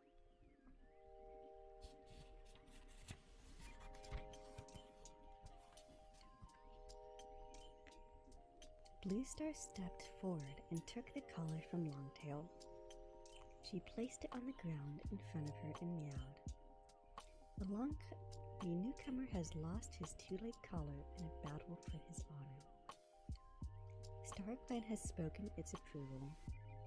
This cat has been released from the hold of his 2-leg owners and is free to join ThunderClan as an apprentice. Rusty looked at Bluestar and solemnly nodded his acceptance. He stood up and stepped forward into a shaft of sunshine, welcoming the warmth on his sore muscles. The pool of light blazed bright on his orange pelt, making his fur glow. Rusty lifted his head proudly and looked at the cats that surrounded him. This time, no cat argued or cheered. He had shown himself to be a worthy opponent in battle. Bluestar approached Rusty and placed the shredded collar on the ground in front of him. He touched his ear gently with her nose. It looked like a brand of fire in the sunlight, she murmured. Her eyes flashed briefly, as if her words had more meaning for her than Rusty knew. You have fought well. Then she turned to the clan and announced, "From this day forward, until he has earned his warrior name, this apprentice will be called Firepaw, in honor of his flame-colored coat." She stepped back and with the other cats waited silently for his next move. Without hesitating, Rusty turned and kicked dust and grass over his collar as though burying his dirt. Longtail growled and limped out of the clearing towards the fern-shaded corner. The cats split into groups, murmuring to each other excitedly.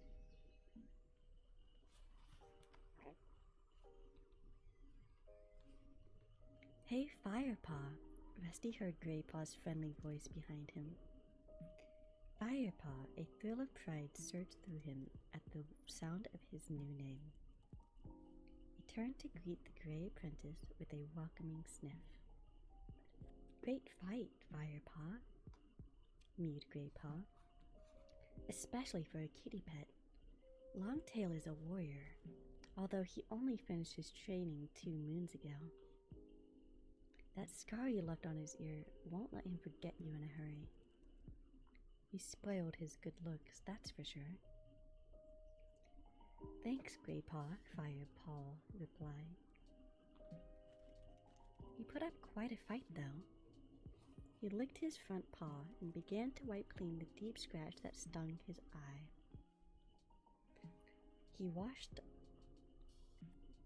As he washed, he heard his new name again, echoing among the meows for the cats.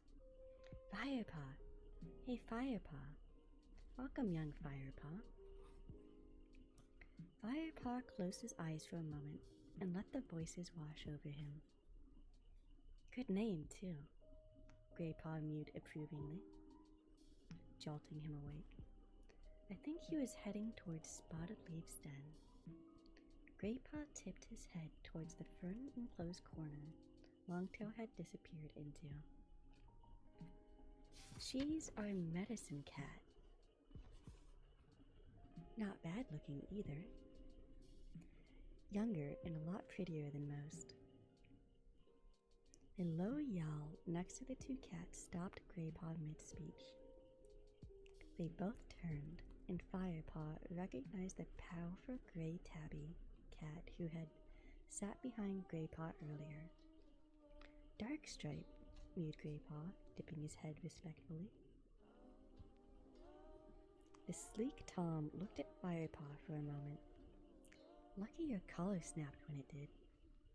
Longtail is a young warrior, but I can't imagine him being beaten by a kitty pet." He spat the word kitty pet scornfully, then turned and stalked off. "Now Darkstripe," Graypaw hissed to Firepaw under his breath, "is neither young nor pretty." Firepaw was about to agree with his new friend when he was interrupted by a warning yowl from an old gray cat sitting at the edge of the clearing. "Small Ears smells trouble," Graypaw meowed, immediately alert. Firepaw barely had time to look around before the young cat crashed through the bushes and into the camp. He was skinny and, apart from the white tip of his long, thin tail, jet black from head to toe. Graypaw gasped. Hang on a second, I'm gonna get some water.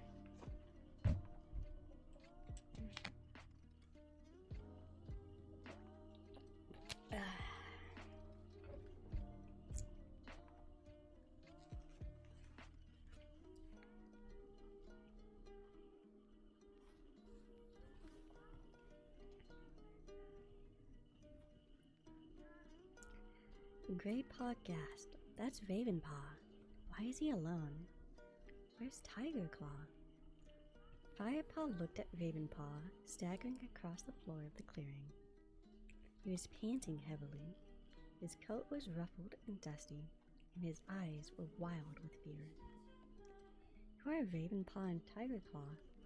Firepaw whispered to Graypaw, as several other cats raced past him to greet the new arrival. "Ravenpaw is an apprentice.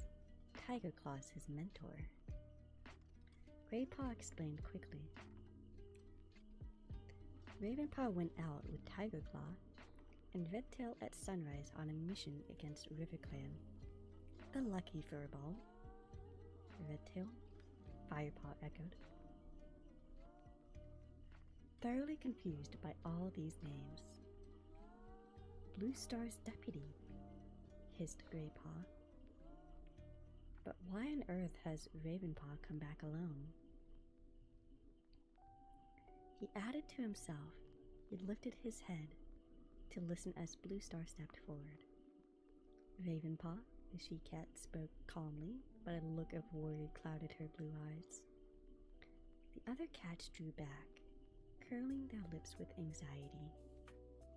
What has happened? Blue Star jumped onto the high rock and looked down at the trembling cat. Speak, Ravenpaw. Ravenpaw was still struggling for breath, and his sides heaved fitfully while the dust around him turned red with blood. But still he managed to scramble up onto the high rock and stand beside Blue Star. He turned to the crowd of eager faces that surrounded him and summoned enough breath to declare, Redtail is dead. And that is the end of chapter 3. And you already have a cat death.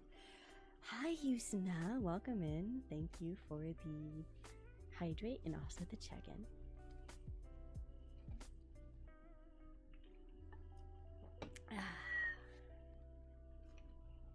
We are currently reading the Warrior's Book, the first book of Into the Wild. Rusty has become Firepaw, and we have our first cat death of the entire series.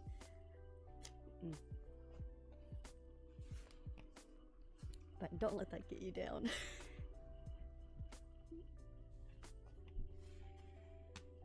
Alright. Chapter 4. We're going to chapter 5, we're on chapter 4 now. Shocked yowls rose from the clan cats and echoed through the forest. Alright, was being a lurker, but your ass headed out till later. Ayo. Have a good time, have a good night. I hope the rest of your night goes well, or if you get some good sleep. See you later, Yusna. Thanks for stopping in.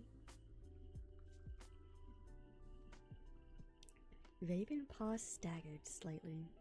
His right foreleg glistened, wet with blood that flowed from the deep gash on his shoulder. We met 5 RiverClan warriors beside the stream. Not far from Sunning Rocks, he went on shakily. Oakheart was among them. Oakheart, Greypaw gasped beside Firepaw. He's the deputy of RiverClan. He's one of the greatest warriors in the forest. Lucky Ravenpaw, wish it could have been me. I'd have really... Greypaw was silenced by a fierce glance from the old Grey Tom, who had first sensed Ravenpaw's return. Firepaw turned his attention back to Ravenpaw. Redtail warned Oakheart to keep his hunting parties out of the ThunderClan territory. He said the next RiverClan warrior to be caught in ThunderClan territory would be killed, but Oakheart would not back down. Said his clan had to be fed, whatever we threatened. Ravenpaw paused to wheeze for breath. His wound was still bleeding heavily, and he stood awkwardly to keep the weight off his shoulder. That's when the RiverClan cats attacked. It was hard to see what was happening. The fighting was vicious. I saw Oakheart had Redtail pinned to the ground, but then Redtail...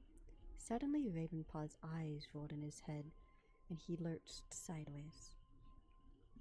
Half scrambling, half falling, he slithered off the high rock and collapsed to the ground below. A ginger queen bounded toward him and crouched at his side. She licked his cheek briefly and called out, "Spotted Leaf." Out of the fern-shaded corner trotted the pretty tortoiseshell Firepaw had noticed sitting beside Greypaw earlier. She hurried over to Ravenpaw and mewed for the queen to stand back. Then she used her small pink nose to roll the apprentice over so she could take a good look at the wound. She glanced up and meowed. "It's all right, Golden Flower. His wounds aren't fatal, but I'll need to fetch some cobwebs to stop the bleeding." As Spotted Leaf sprinted back to her den, the hushed silence in the clearing was broken by a mournful howl. All eyes turned in the direction it had come from. A massive dark brown tabby staggered through the coarse tunnel. Between his sharp teeth, the warrior held not prey, but the lifeless body of another cat. He dragged the tattered creature into the center of the clearing.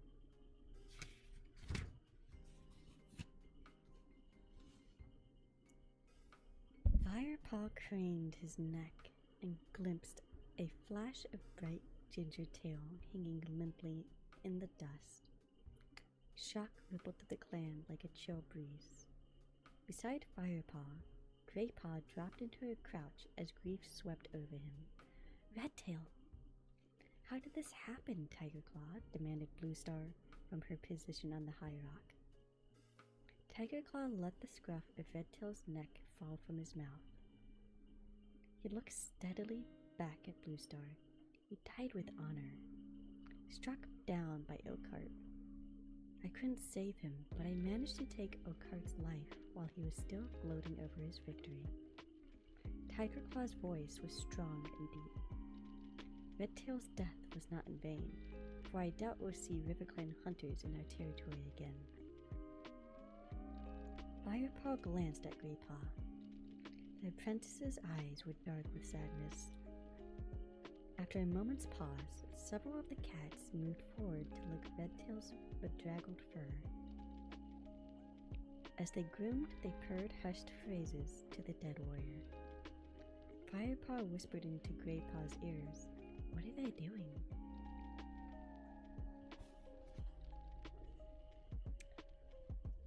Greypaw didn't take his eyes off the dead cat as he replied, "His spirit may have left to join StarClan, but the clan will share tongues with Redtail one last time." "StarClan?" Firepaw echoed. "It's a tribe of heavenly warriors that watches over all clan cats. You can see them in Silverpelt." Firepaw looked confused, so Greypaw explained. "Silverpelt is that thick band of stars you see each night stretching across the sky. Each star is a StarClan warrior. Redtail will be among them tonight." Firepaw nodded, and Greypaw stepped forward to share tongues with his dead deputy. Bluestar had remained silent while the first cats came to pay their respects to Redtail. Now she leaped down from the high rock and walked slowly toward Redtail's body. The other cats retreated and watched as their leader crouched down to share tongues with her old comrade one last time.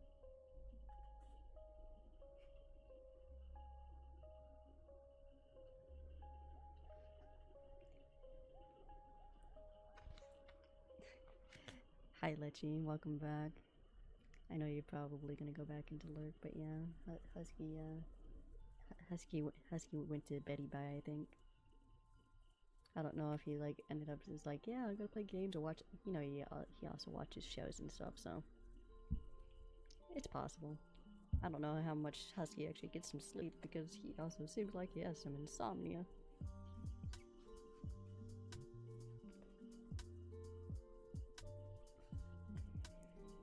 When she had finished, she raised her head and spoke. Her voice was low and thick with grief, and the clan listened in silence. Redtail was a brave warrior. His loyalty to ThunderClan could never be doubted. I always relied on his judgment, for it bore witness to the needs of the clan and was never swayed by self-interest or pride. You have made a fine leader." Then she lowered herself onto her belly. Her head bowed. Her paws stretched neatly before her. and silently she grieved for her lost friend. Several other cats came and laid down beside her, their bowed heads and hunched backs echoing her mournful pose. Firepaw watched. He had not known Redtail, but he couldn't help feeling moved as he witnessed the clan mourn. Greypaw came and stood beside him again. Dustpaw will be sad, he remarked. Dustpaw?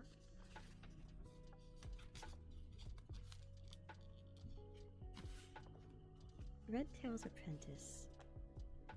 That brown striped tabby over there. I wonder who his new mentor will be. Firepaw glanced over at the small Tom who squatted near Redtail's body, staring unseeing at the ground. Firepaw looked past him to the clan leader. How long will Bluestar sit with him? He asked. Probably the whole night, replied Greypaw. Redtail was her deputy for many, many moons. She won't want to let him go too quickly. He was one of the best warriors. Not as big and powerful as Tiger Claw or Lionheart, but quick and clever. Firepaw looked at Tiger Claw, admiring the strength that swelled in his powerful muscles and broad head. His massive body showed signs of the warrior life. One of his ears was split into a deep V shape, and thick scars sliced the bridge of his nose. Suddenly, Tiger Claw stood up and stalked over to Ravenpaw. Spotted Leaf was crouching beside Tiger Claw's wounded apprentice, using her teeth and front paws to press wads of cobwebs on his shoulder wound. Firepaw leaned towards Greypaw and asked, "What's Spotted Leaf doing?" Stopping the bleeding looked like a nasty cut, and Ravenpaw seemed really shaken up. He's always been a bit jumpy, but I've never seen him this bad before. Let's go and see if he's woken up yet.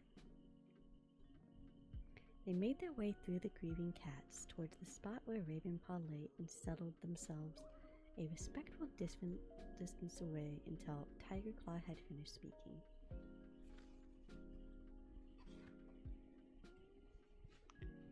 "So, Spotted Leaf," Tiger Claw addressed with the tortoiseshell with a confident meow, "how is he? Do you think you can save him? I've spent a lot of time training him up, and I don't want my efforts to be wasted at the first battle." Spotted Leaf didn't look up from her patient as she replied, "Yes, a pity if after all your valuable training, he dies in his first fight, eh?" Firepaw could hear a teasing purr and a soft mew. "Will he live?" Tiger Claw demanded. "Of course, he just needs rest."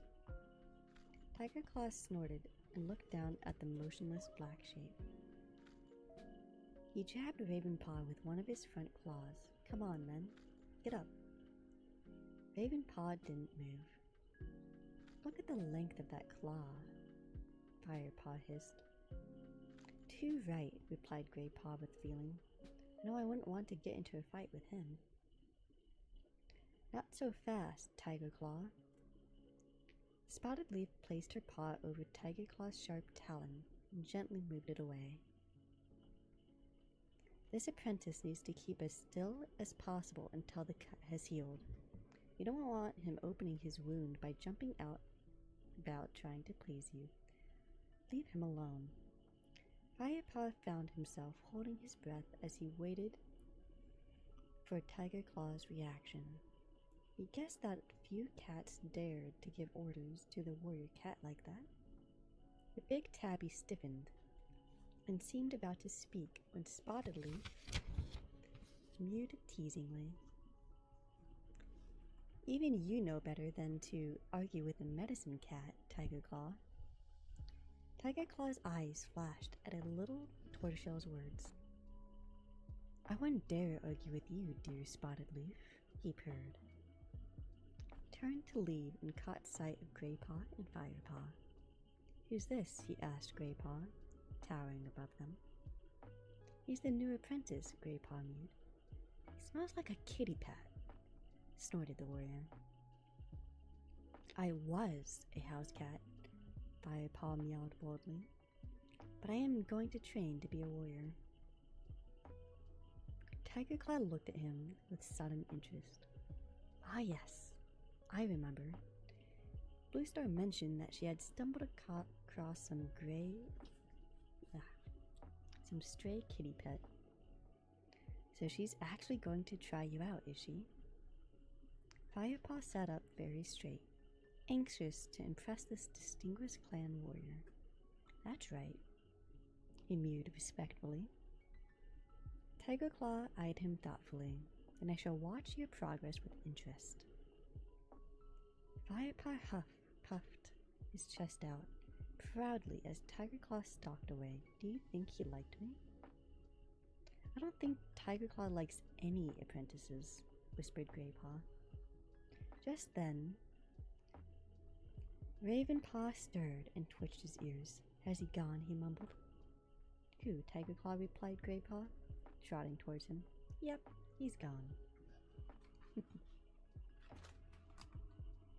And since we're in ad break, I'm going to take a quick break myself. Thank you.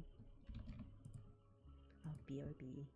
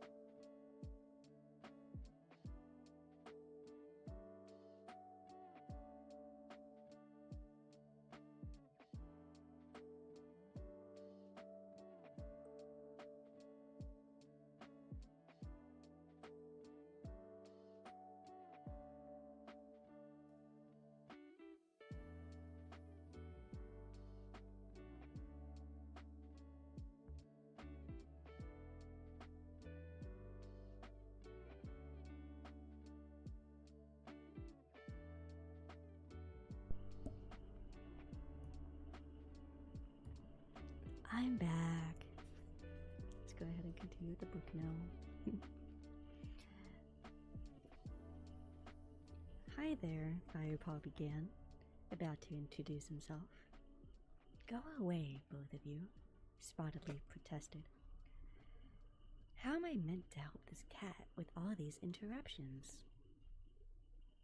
She impatiently flicked her tail at Greypaw and Firepaw, and pursed her way between them and her patient. Firepaw realized she was serious, despite the lively glimmer in her warm amber eyes. Come on then, Firepaw, mewed Greypaw. I'll show you around. See you later, Ravenpaw. The two cats left Spotted Leaf with Ravenpaw and walked across the clearing. Greypaw looked thoughtful. He was clearly taking his duties as guide very seriously. You know the high rock already, he began, flicking his tail towards the big, smooth rock. Blue Star always addresses the clan from there. Her den is down there. He lifted his nose toward the hollow in the side of the high rock. Her den was carved out many moons ago by an ancient stream. hanging lichen draped the entrance, sheltering the leader's nest from wind and rain.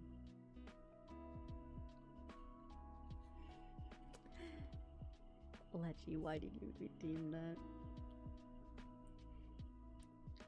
Lechi, are you really going to be that needy? You know what?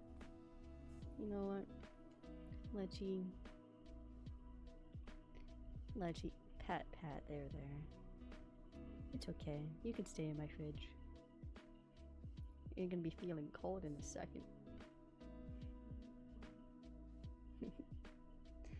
Instead of feeling silly, you're just gonna be cold in my fridge for all eternity. Always cold, always chilly Lechi. Yeah, you are cold. You get all blanket now. I'm not letting you out of the fridge. You deserve to be in the fridge, and you're going to stay in the fridge. Freezer burn from being in the fridge?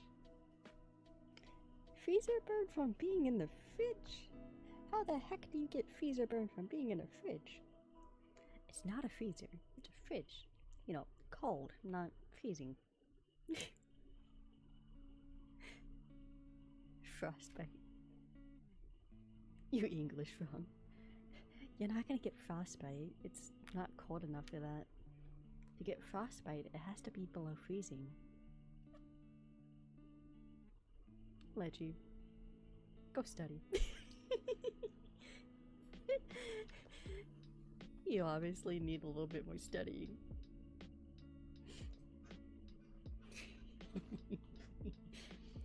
This is what you get for making me do a burn the baka on you.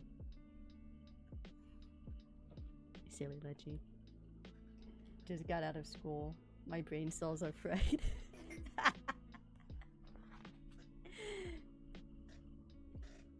Apparently they're so fried you can't even English right. The warriors sleep over there, Greypaw went on. Firepaw followed him to a large bush a few paces away from the high rock. There was a clear view from here right down to the gorse entrance into the camp.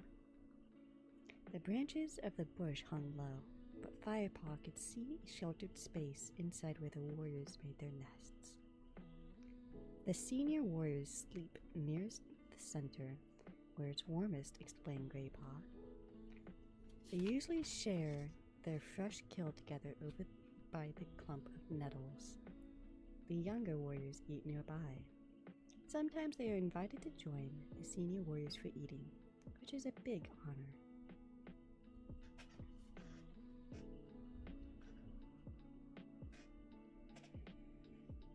What about the other clan cats? Firepaw asked. Fascinated but feeling rather overwhelmed by all the traditions and rituals of clan life.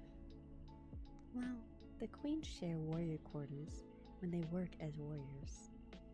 But when they are expecting kits or nursing them, they stay in a nest near the nursery. The elders have their own place on the other side of the clearing. Come on, I'll show you. Firepaw trotted after Greypaw across the clearing and past the shadowy corner where Spotted Leaf had her den. They stopped beside a fallen tree that sheltered a patch of lush grass. Crouched among the soft greenery were 4 elderly cats, tucking into a plump young rabbit. Dustpaw and Sandpaw would have brought them that, whispered Greypaw. One of the apprentice's duties is catching fresh kill for the elders. Hello, youngster, one of the elders greeted Greypaw. Hello, Small Ear, mewed Greypaw, nodding respectfully. This must be our new apprentice. Firepaw, isn't it? Meowed a second Tom. His patchy fur was dark and brown.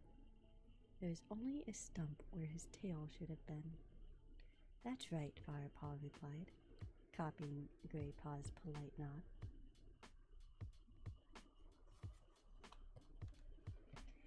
I'm Halftail, purred the brown Tom. Welcome to the clan. Have you two eaten? Meowed Small Ear. Firepaw and Greypaw both shook their heads. Well, there's enough here.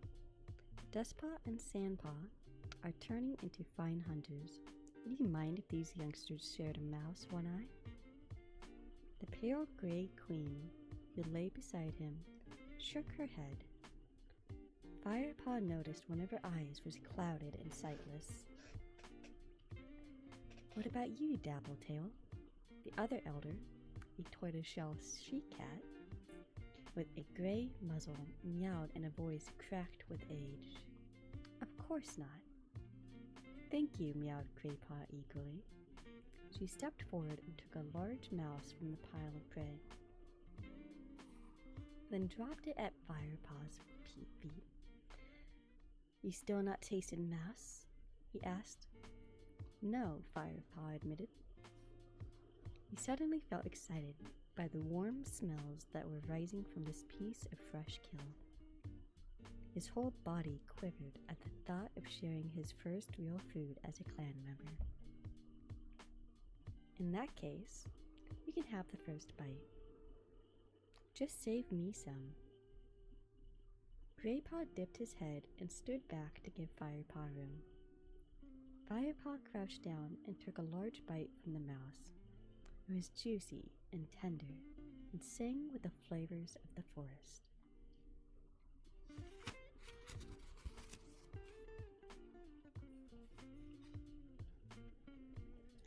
What do you think? Asked Greypaw. Fantastic, mumbled Firepaw, his mouth still full.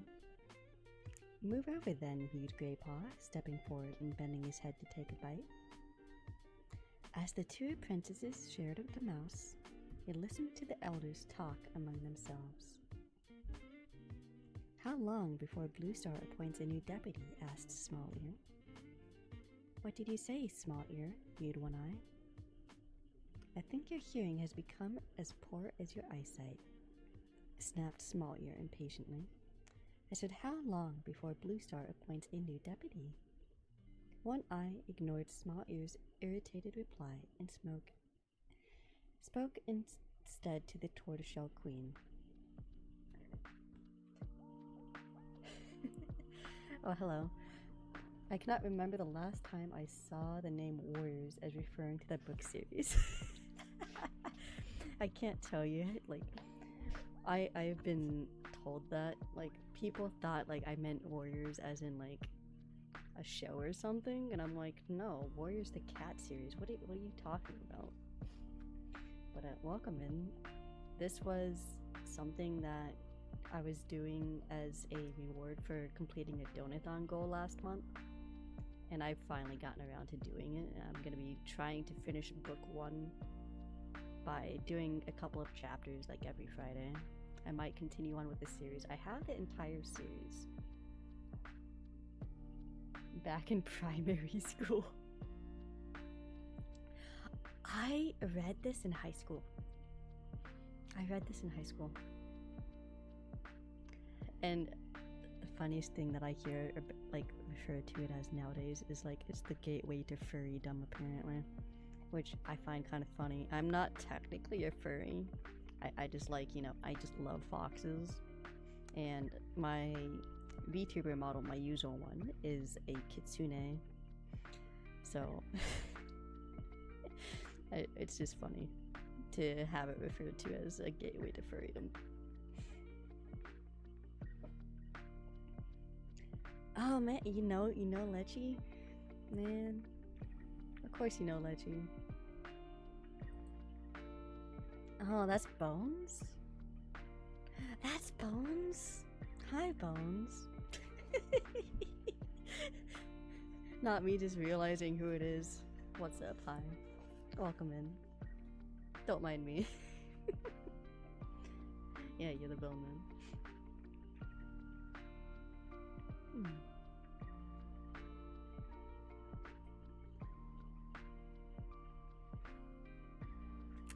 One Eye ignored Small Ear's irritated reply and spoke instead to the tortoiseshell queen.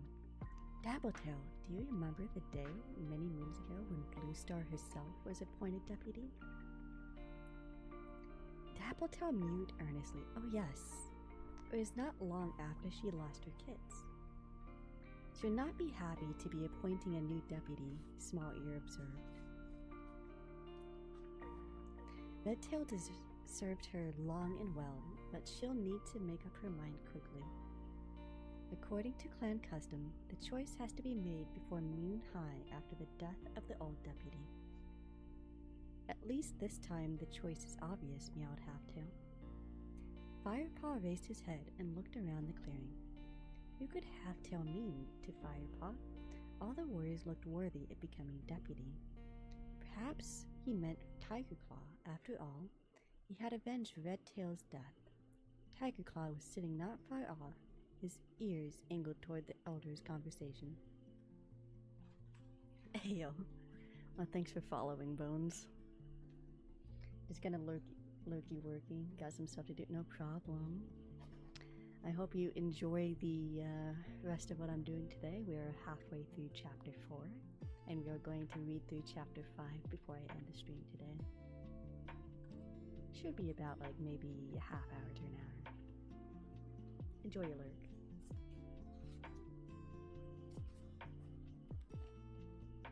As Firepaw stretched with his tongue to lick the last traces of mouse from his whiskers, Blue Star's voice called from the high rock. Redtail's body still lay in the clearing below, pale gray in the fading light. A new deputy must be appointed, she meowed. But first, let us give thanks to the Star Clan for the life of Redtail. Tonight he sits with his fellow warriors among the stars.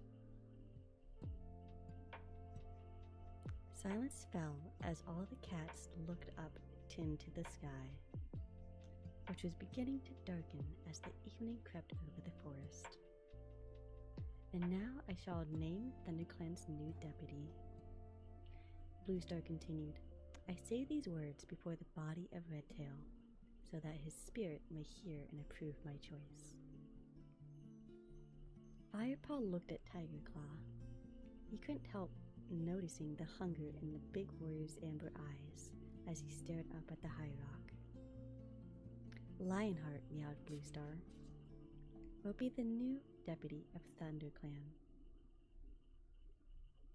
Firepaw was curious to see Tigerclaw's reaction, but the dark warrior's face revealed nothing as he moved to congratulate Lionheart with a nudge so hearty that it almost pushed the golden tabby off balance. Hi, welcome in. How you doing? Why didn't she make Tigerclaw deputy? Firepaw whispered to Greypaw. Probably because Lionheart has been a warrior longer, so he has a lot more experience. Greypaw murmured back, still looking up at Blue Star.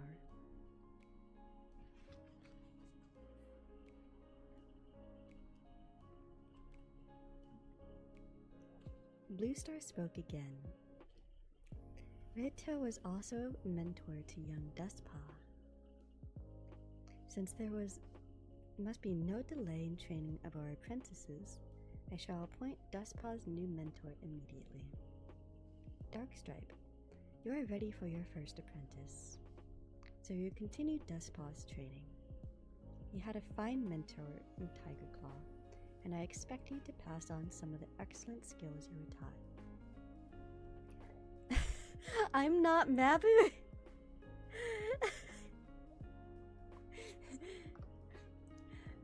Are you sure about that? Are you positive about that?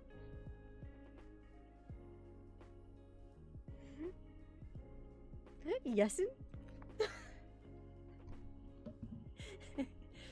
Watch this. Give me a second.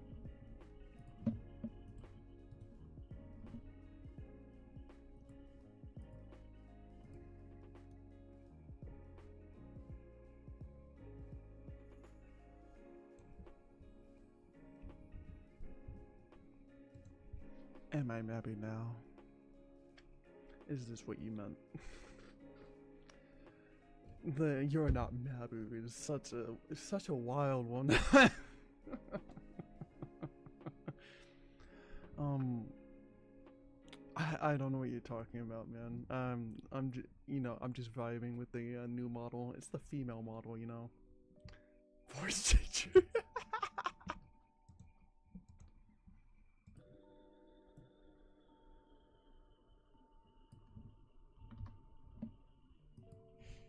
Anyway, the angry voice. Why are you so angry? Why are you so angry? You super angry.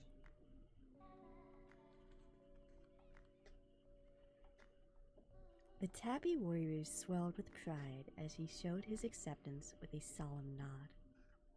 He strode over to Dustpaw, bent his head, and rather awkwardly touched noses with his new apprentice.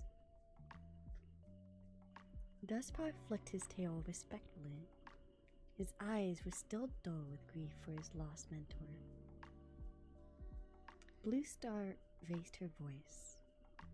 I shall keep a vigil with Redtail's body tonight before we bury him at sunrise.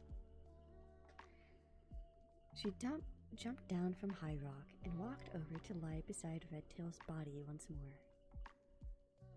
Many of the other cats joined her, Dustpaw and Small Ear among them. Should we sit with them too? Firepaw suggested. He had to admit the idea didn't appeal to him much. It had been a busy day and he was beginning to feel tired. All he wanted to do was find somewhere warm and dry to curl up and sleep. Your reaction is funny too.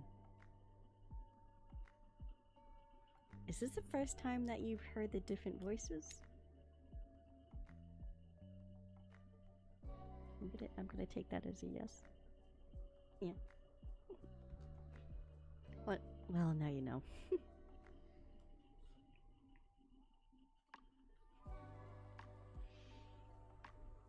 Greypaw shook his head. No. Only those who are closest to Redtail will share his final night. I'll show you where we sleep. The apprentice's den is over there. Firepaw followed Greypaw to a thick bush of ferns that lay behind a mossy tree stump. All the apprentices share their fresh kill by this stump, Greypaw told him. How many apprentices are there? Firepaw asked. Not as many as usual. Just me, you, Ravenpaw, Dustpaw, and Sandpaw. As Greypaw and Firepaw settled themselves beside the tree stump, a young she-cat crawled out from beneath the ferns. Her coat was ginger, like Firepaw's, but much paler, barely visible stripes of darker fur. So here comes the new apprentice, she meowed, narrowing her eyes.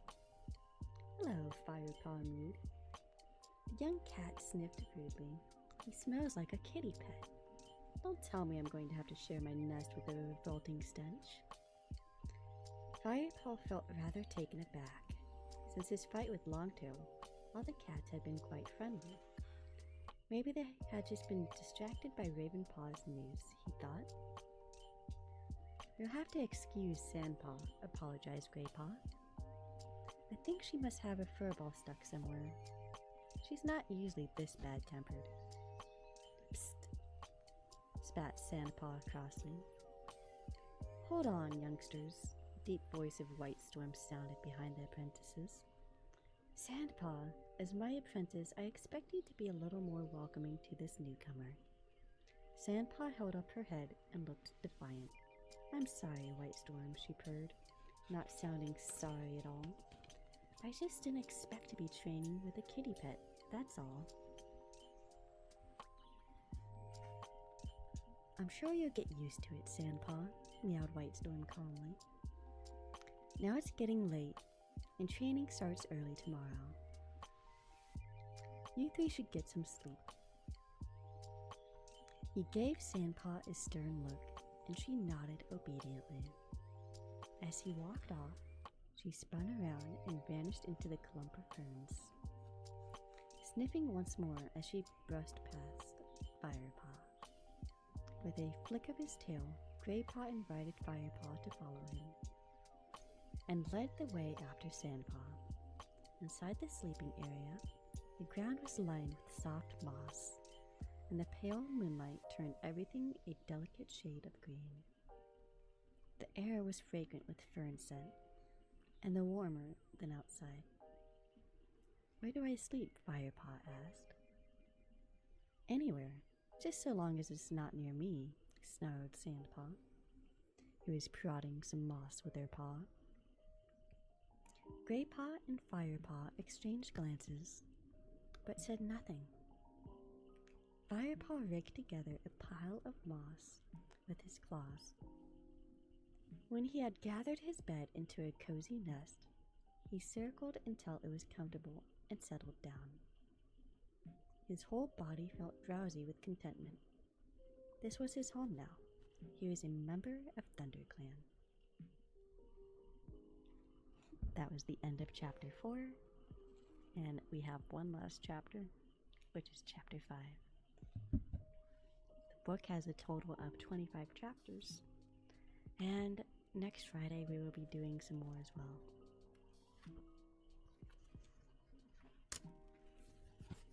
Alright, chapter 5.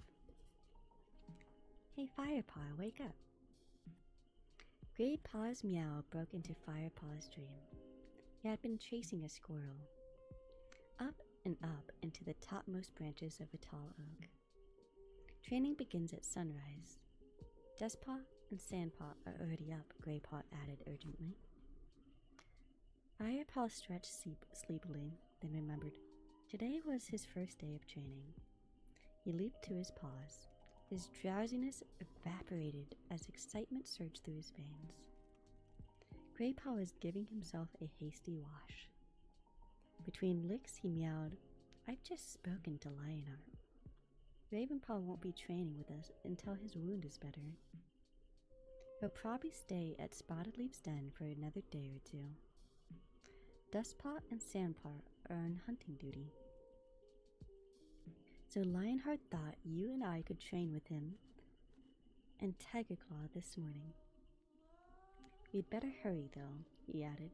"They'll be waiting." Graypaw led Firepaw quickly through the gorse entrance of the camp and up the side of the rock-strewn valley. Whew. My god, how my model wigged out for a second because I moved that book. It was, oh my god. You didn't see that. I saw that. That was funny.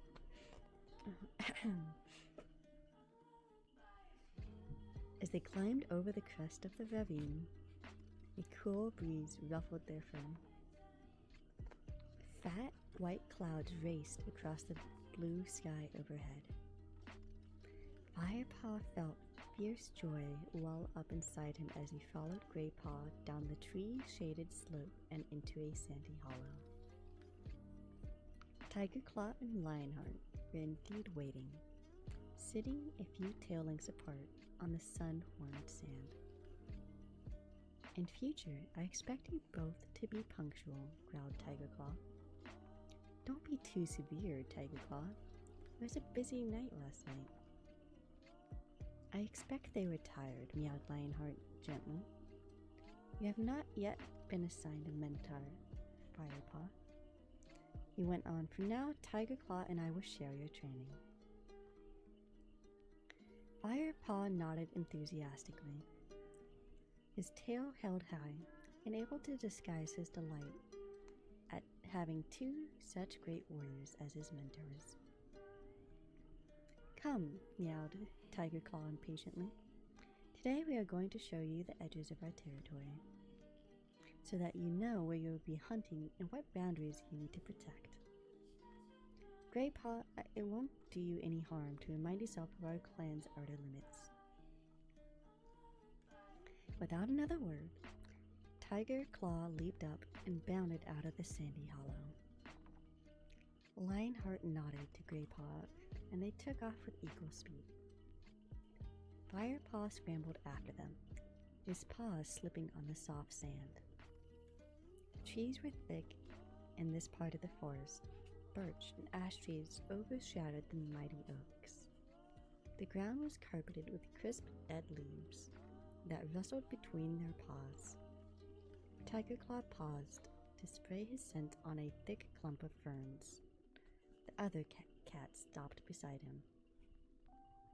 So, that right there, that comes to mention like how cats mark their territory and why they mentioned like about 2 chapters back before, how Firepaw, aka Rusty, was still a Tom because he hasn't gone to the cutter yet, which is, the vet getting spay and neutered. So the territory when it comes to cats, they spray, the male cats spray.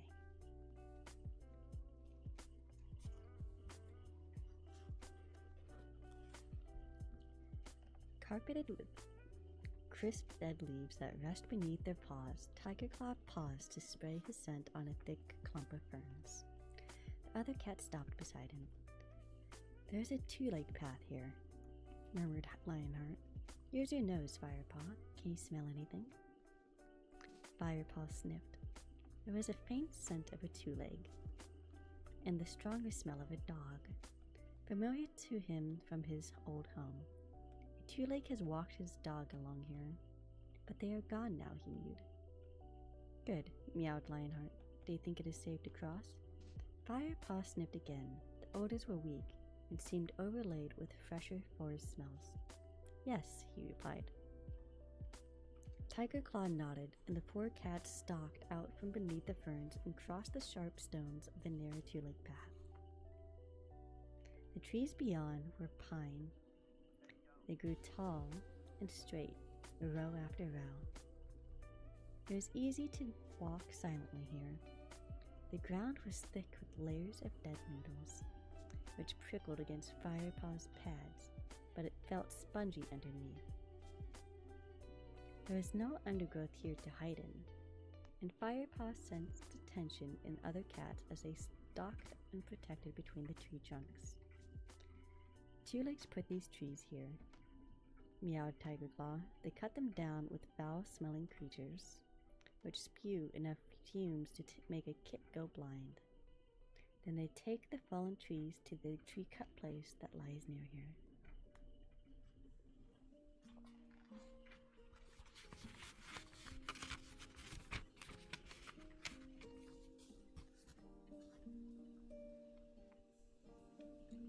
Firepaw stopped and listened for the roar of the tree eater, which he had heard before. The tree-cut place would be silent for a few moons more until the time of Greenleaf, explained Greypaw, noticing his pause. The cats padded on through the pine forest. 2-leg place lies in that direction, meowed Tiger Claw, flicking his tail to one side. No doubt you can smell it, Firepaw. Today, however, we will head the other way. Eventually, they reached another 2-leg path that marked the far edge of the pine forest. They quickly crossed over into the safe bushes of the oak woods beyond. But Firepaw still sensed anxiety in the other cats. "We're approaching RiverClan's territory," whispered Greypaw. "The sunning rocks are over there," he pointed with a soft mug to a treeless mound of boulders. Firepaw felt his fur stand on end. This was where a redtail had been slain. Lionheart stopped by a flat gray rock. This is the boundary between ThunderClan and RiverClan territory. RiverClan rules the hunting grounds beside the great river, he meowed. "Breathe deeply, Firepaw." Pungent smell of unfamiliar cats hit the roof of Firepaw's mouth. He was surprised how different it smelled from the warm cat scents of the ThunderClan camp. and he was also surprised to realize just how familiar and comforting the Thunder Clan scent seemed to him already.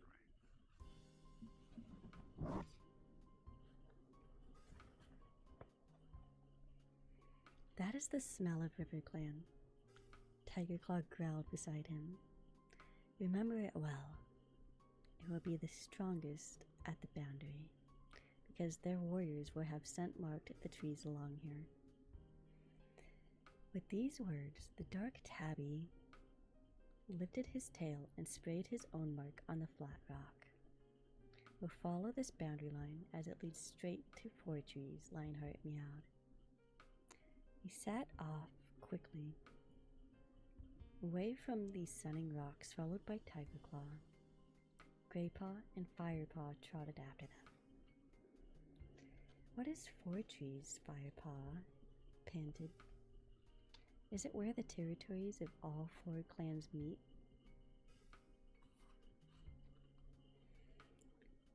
There are 4 great oaks there, as old as the clans. Be quiet, ordered Tiger Claw. Don't forget how close we are to enemy territory. The 2 apprentices fell silent, and Firepaw concentrated on walking silently. They crossed a shallow stream, keeping their paws dry by leaping from boulder to boulder across the pebbly riverbed. By the time they reached 4 trees, Firepaw was feeling completely out of breath, and his paws ached. He wasn't used to traveling so far so fast. He was quite relieved when Lionheart and Tiger Claw led them out of the thick woods and stopped at the brow of a bush-covered slope. It was sun-high now. The clouds had cleared, and the wind had dropped. Low in the dazzling sunlight stood 4 enormous oaks, their dark green crowns reaching almost to the top of the steep slope. As Greypaw told you, meowed Lionheart to Firepaw, this is 4 trees, where the territories of all 4 clans meet. Moon Clan governs the high ground ahead of us, where the sun sets. You won't be able to catch the scent today. The wind is blowing towards them, but you'll learn it soon enough.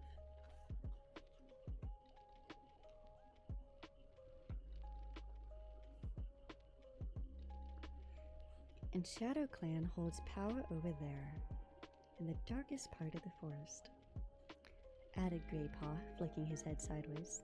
The elders say that the cold winds from the north blow over the Shadow Clan cats and chill their hearts. So many clans, Firepaw exclaimed, and so well organized, he added to himself. Remembering Smudge's lurid tales of wildcats wreaking terror in the forest, you see now why prey is so precious, meowed Lionheart. Why we must fight to protect what little we have. But that seems foolish. Why can't the clans work together and share hunting grounds instead of fighting each other? Firepaw suggested boldly. A shocked silence greeted his words. Tiger Claw was first to reply. That is a treacherous thinking, kitty pet, he snapped. Don't be too fierce, Tiger Claw, warned Lionheart. The ways of the clans are new to this apprentice. He looked at Firepaw. You speak from your heart, young Firepaw. This will make you a stronger warrior one day. Tiger Claw growled, or it might make him give in to kitty pet weakness right at the moment of attack. Lionheart glanced briefly at Tiger Claw before he continued. The 4 clans do come together peacefully in gathering each moon here. He bent his head towards the 4 mighty oaks below, is where they meet. The truce lasts for as long as the moon is at its fullest. Thanks, Leshy. Thanks for the hydrating snackies. Give me a moment. Let me just put something to save my spot in the book. I'll eat some snacks real quick.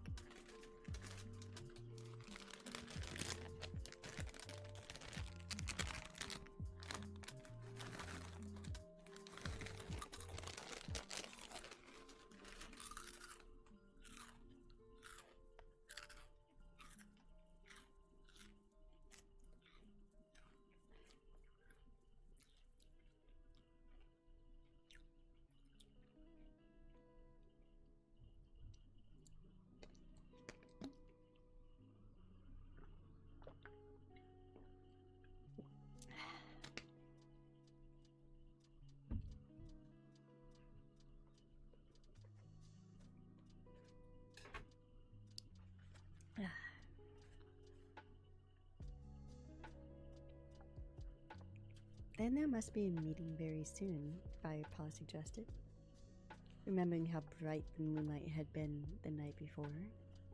Indeed there is, answered Lionheart, sounding impressed. Tonight, in fact. The gatherings are very important because they allow the clans to come together in peace for one night. But you must understand that longer alliances bring more trouble than they're worth. It is our clan loyalty that makes us strong. Tiger Claw meowed in agreement. If we weaken that loyalty, we weaken our chances of survival. Firepaw nodded. I understand, he mewed. Come on, meowed Lionheart, standing up. Let's keep moving. They paced along the ridge of the valley where the 4 trees stood. Now they were heading away from the sun as it began to sink in the afternoon sky. They crossed the stream at a place where it was narrow enough to leap over in one jump.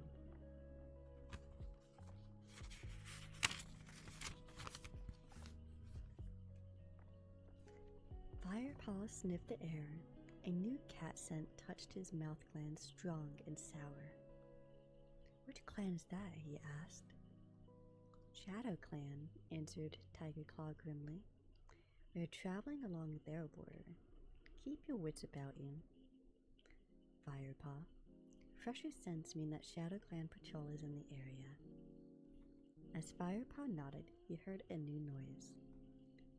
He stiffened, but the other cats kept up their pace, heading straight for the ominous rumbling. What's that? He called, trotting to catch up with them.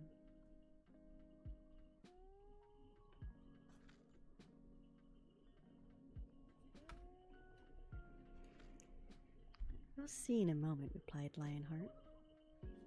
Firepaw peered through the trees ahead. They seemed to be getting thinner, letting in a broad band of sunlight. Are we at the edge of the woods? He asked, and he stopped and took a deep breath. The green forest scents were overlaid with other strange dark smells. This time it was not cat scent, but an odor that reminded him of his two-leg home. And the rumbling was getting louder, a ceaseless roar that made the ground tremble and ached in Firepaw's ears. This is the Thunder Path, meowed Tiger Claw. Firepaw followed as Lionheart led them towards the edge of the forest. Then he sat down and all 4 cats looked out. Firepaw could see a gray path like a river, cutting its way through the forest. The hard gray stones stretched ahead of him, so far that the trees on the other side seemed blurred and tiny. Firepaw shuddered at the bitter smell that rose from the path. Next moment he leaped back, his fur bristling as a gigantic monster roared past. The branches of the trees on either side flapped madly in the wind that chased the speeding monster. Firepaw stared around at the other cats, his eyes wide, unable to speak. He had seen paths like this before near his old two-leg home, but never this wide, nor with monsters so swift and fierce. Scared me too the first time, remarked Greypaw, but at least it helps to keep Shadow Clan warriors from crossing into our territory. The Thunder Path runs for many paw steps along our boundary line, and don't worry, those monsters never seem to leave the Thunder Path. You'll be fine as long as you don't go too near. So, if you get the reference, it said that they stay on that path, and it's a long stretch of area, which means it's a road. So the cats are essentially at a road path. So there's a road running through the forest, and you can kind of tell that here. And that's why they don't want to cross the road, and why it keeps the Shadow Clan out. You know how cats are when they're trying to cross a road, they don't typically do that.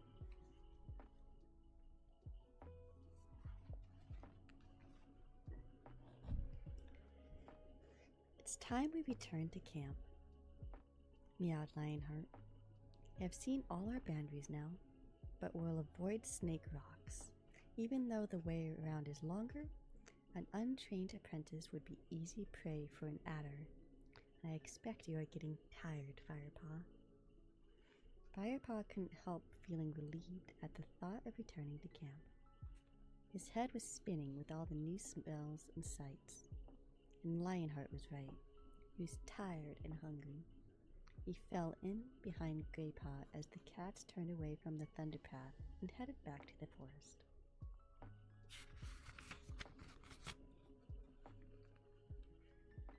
The dewy scents of the evening filled the air as Firepaw made his way through the gorse entrance into the Thunder Clan camp.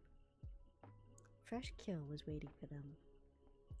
Firepaw and Greypaw took their share from the pile that lay in the shady part of the clearing and carried it to the tree stump outside the quarters. Dustpaw and Sandpaw were already there, munching hungrily.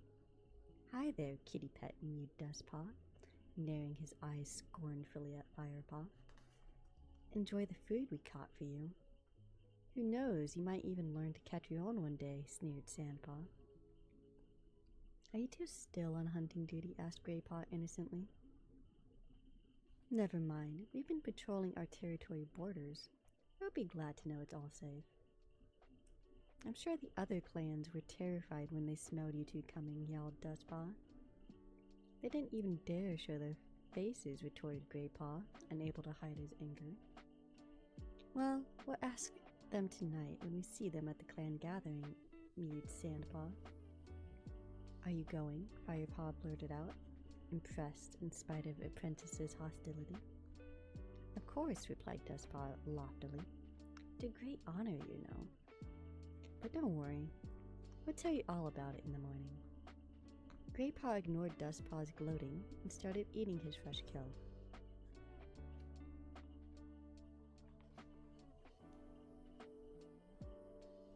Firepaw was hungry too, and crouched down to eat. He couldn't help feeling a twinge of envy that Dustpaw and Sandpaw were actually going to meet the other clans tonight. A loud call from Blue Star made Firepaw look up. I see that you have noticed that I'm nearing the end of chapter 5. Let's see how many more pages I got. Oh, it's actually longer. I got like 7 pages left. It might be a little bit. I'm actually halfway through the chapter. This is actually the longest chapter we've gotten so far. It's probably gonna be like 20 minutes or so. Hopefully Billy's still alive by the time I end stream. In bed now, comfy. Good. The sleepy Lechy. A loud call from Blue Star made Firepaw look up. He watched several of the clan warriors and elders gather in the clearing. It was time for the clan party to leave for the gathering. Just the Dustpaw and Sandpaw leaped to their feet and trotted off to join the other cats. "Bye, you two," called Sandpaw over her shoulder. "Have a nice, quiet evening." The assembled cats stalked out of the camp entrance in single file, with Blue Star at the head. Her fur glowed like silver in the moonlight, and she looked calm and confident as she led her clan to the brief truce between old enemies. "Have you ever been to a gathering?" Firepaw asked Greypaw wistfully. "Not yet," replied Greypaw, crunching loudly on the mouse bone. "But it won't be long now, just you wait. All apprentices get to go sometime." The two apprentices ate the rest of their meal in silence. When they had finished, Greypaw wandered over to Firepaw and began to comb his head. Together they washed, sharing tongues as Firepaw had seen the other cats do when he first arrived. Then, tired after the long trek, they pushed their way into their den. They settled down in their nest and quickly fell asleep.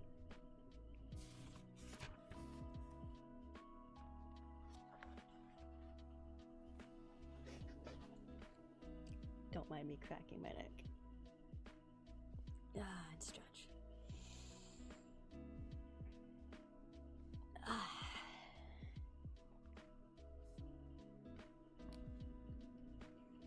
The following morning, Greypaw and Firepaw arrived. Early at the sandy hollow, they had crept out before Sandpaw and Dustpaw woke. Firepaw had been eager to hear about the gathering, but Greypaw had dragged him away. We'll hear all about it later, and if I know those two, he mewed. It promised to be another warm day, and this time, Ravenpaw came to join them. Thanks to Spotted Leaf, his wound was healing well. Greypaw played around, scooping leaves into the air and leaping after them. Firepaw watched, his tail twitching with amusement. Ravenpaw sat quietly at one side of the hollow, looking tense and unhappy. "Cheer up, Ravenpaw," called Greypaw. "I know you don't like training, but you're not usually this miserable." The scent of Lionheart and Tigerclaw warned the apprentices of their approach, and Ravenpaw mewed hastily. "I suppose I'm just worried about my shoulder getting hurt again." At that moment, Tigerclaw emerged from the bushes, closely followed by Lionheart. "Warriors should suffer their pain silently," growled Tigerclaw. He looked like Ravenpaw straight in the eye. "You need to learn to hold your tongue." Ravenpaw flinched and dropped his eyes to the ground. "Tigerclaw's a bit grumpy today," Greypaw whispered into Firepaw's ear. Lionheart glanced at his apprentice sternly and announced, "Today we are going to practice stalking." Now there's a very big difference between creeping up on a rabbit and creeping up on a mouse. Can any of you tell me why? Firepaw had no idea, and Ravenpaw seemed to have taken Tigerclaw's comment to heart and was holding his tongue. "Come on," snorted Tigerclaw impatiently. It was Greypaw who answered, "Because a rabbit will smell you before he sees you, but a mouse will feel your paw steps through the ground before he even smells you." "Exactly, Greypaw. So what must he bear in mind when hunting mice?" "Step lightly," Firepaw suggested. Lionheart looked approvingly at him. "Quite right, Firepaw. You must take all your weight into your haunches so that your paws make no impact on the forest floor. Let's try it." Firepaw watched as Greypaw and Ravenpaw immediately dropped into a stalking crouch. "Nicely done, Greypaw," meowed Lionheart as the two apprentices began to move forward stealthily. "Keep your rear down, Ravenpaw. You look like a duck," spat Tigerclaw. "Now you try it, Firepaw." Firepaw crouched down and began to creep across the forest floor. He felt himself fall instinctively into the right position, and as he stepped forward, as silently and lightly as he could, he felt a glow of pride that his muscles responded so smoothly.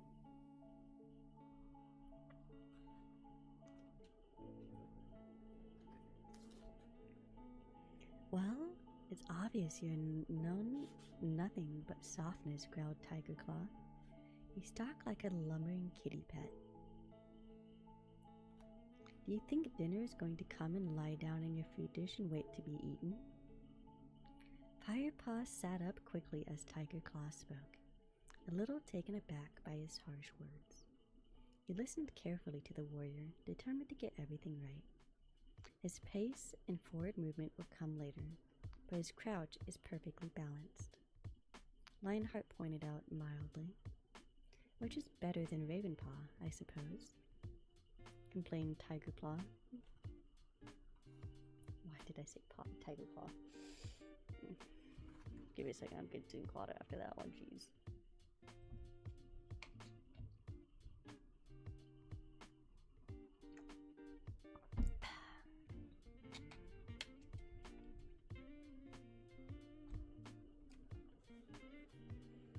He cast a scornful look at the black cat. "Even after 2 moons of training, you're still putting all your weight on your left side."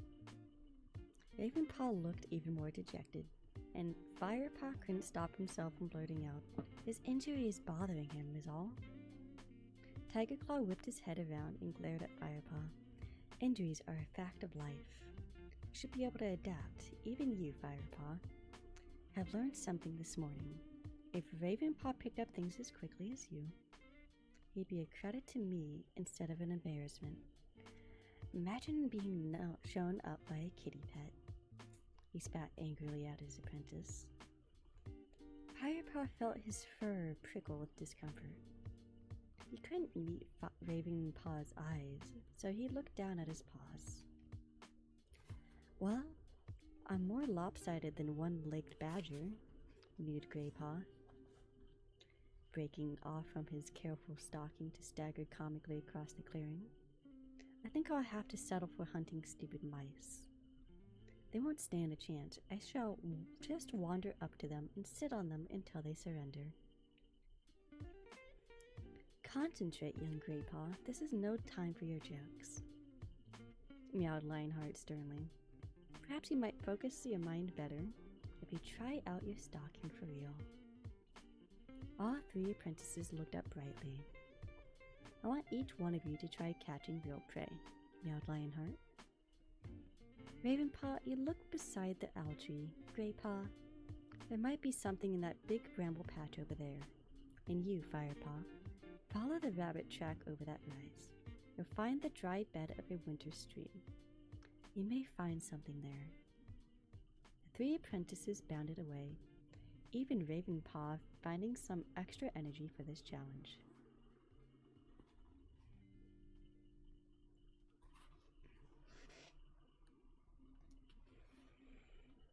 With the blood pounding in his ears, Firepaw crept through the trees ahead of him. In Leaffall, he guessed it would carry the rainwater away from the forest and into the great river that cut through River Clan. Now it was dry. Firepaw crept quietly down the bank and crouched on its sandy floor. Every sense felt on fire with tension. Silently, he scanned the empty streams for signs of life. He watched for any tiny movement. His mouth opened so he could pick up the smallest scent. His ears twisted forward. Then he smelled mouse. He recognized the odor instantly, remembering his first taste the night before. Wild energy surged through him, but remained motionless, trying desperately to pinpoint the prey. He strained his ears forward until he picked up the rapid pulsing of a tiny mouse heart, and a flash of brown caught his eye. The creature was scrambling through the long grass that draped the edges of the stream. Firepaw shifted closer, remembering to keep his weight on his haunches until he was within striking distance, and he pushed back hard on his hind paws and sprang, kicking up sand as he rose. The mouse raced away, but Firepaw was quicker. He scooped it into the air with one paw, threw it onto the sandy streambed, and lunged on top of it. He killed it quickly with one sharp bite. Firepaw carefully lifted the warm body between his teeth and returned with his tail held high into the hollow where Tiger Claw and Lionheart waited. He made his first kill. He was a true ThunderClan apprentice now. And with that, that was the end of Chapter 5. So that is going to be where we end today. I'm going to go ahead and mark that. And we're going to continue that next Friday. I'll probably do another 5 chapters. Let's go ahead and see if Billy is actually still alive before I try and raid out. Let's see. Scrolling. I see Wampus is live still. Is Billy not live anymore? Hold up. Hold the heck up. Let's see.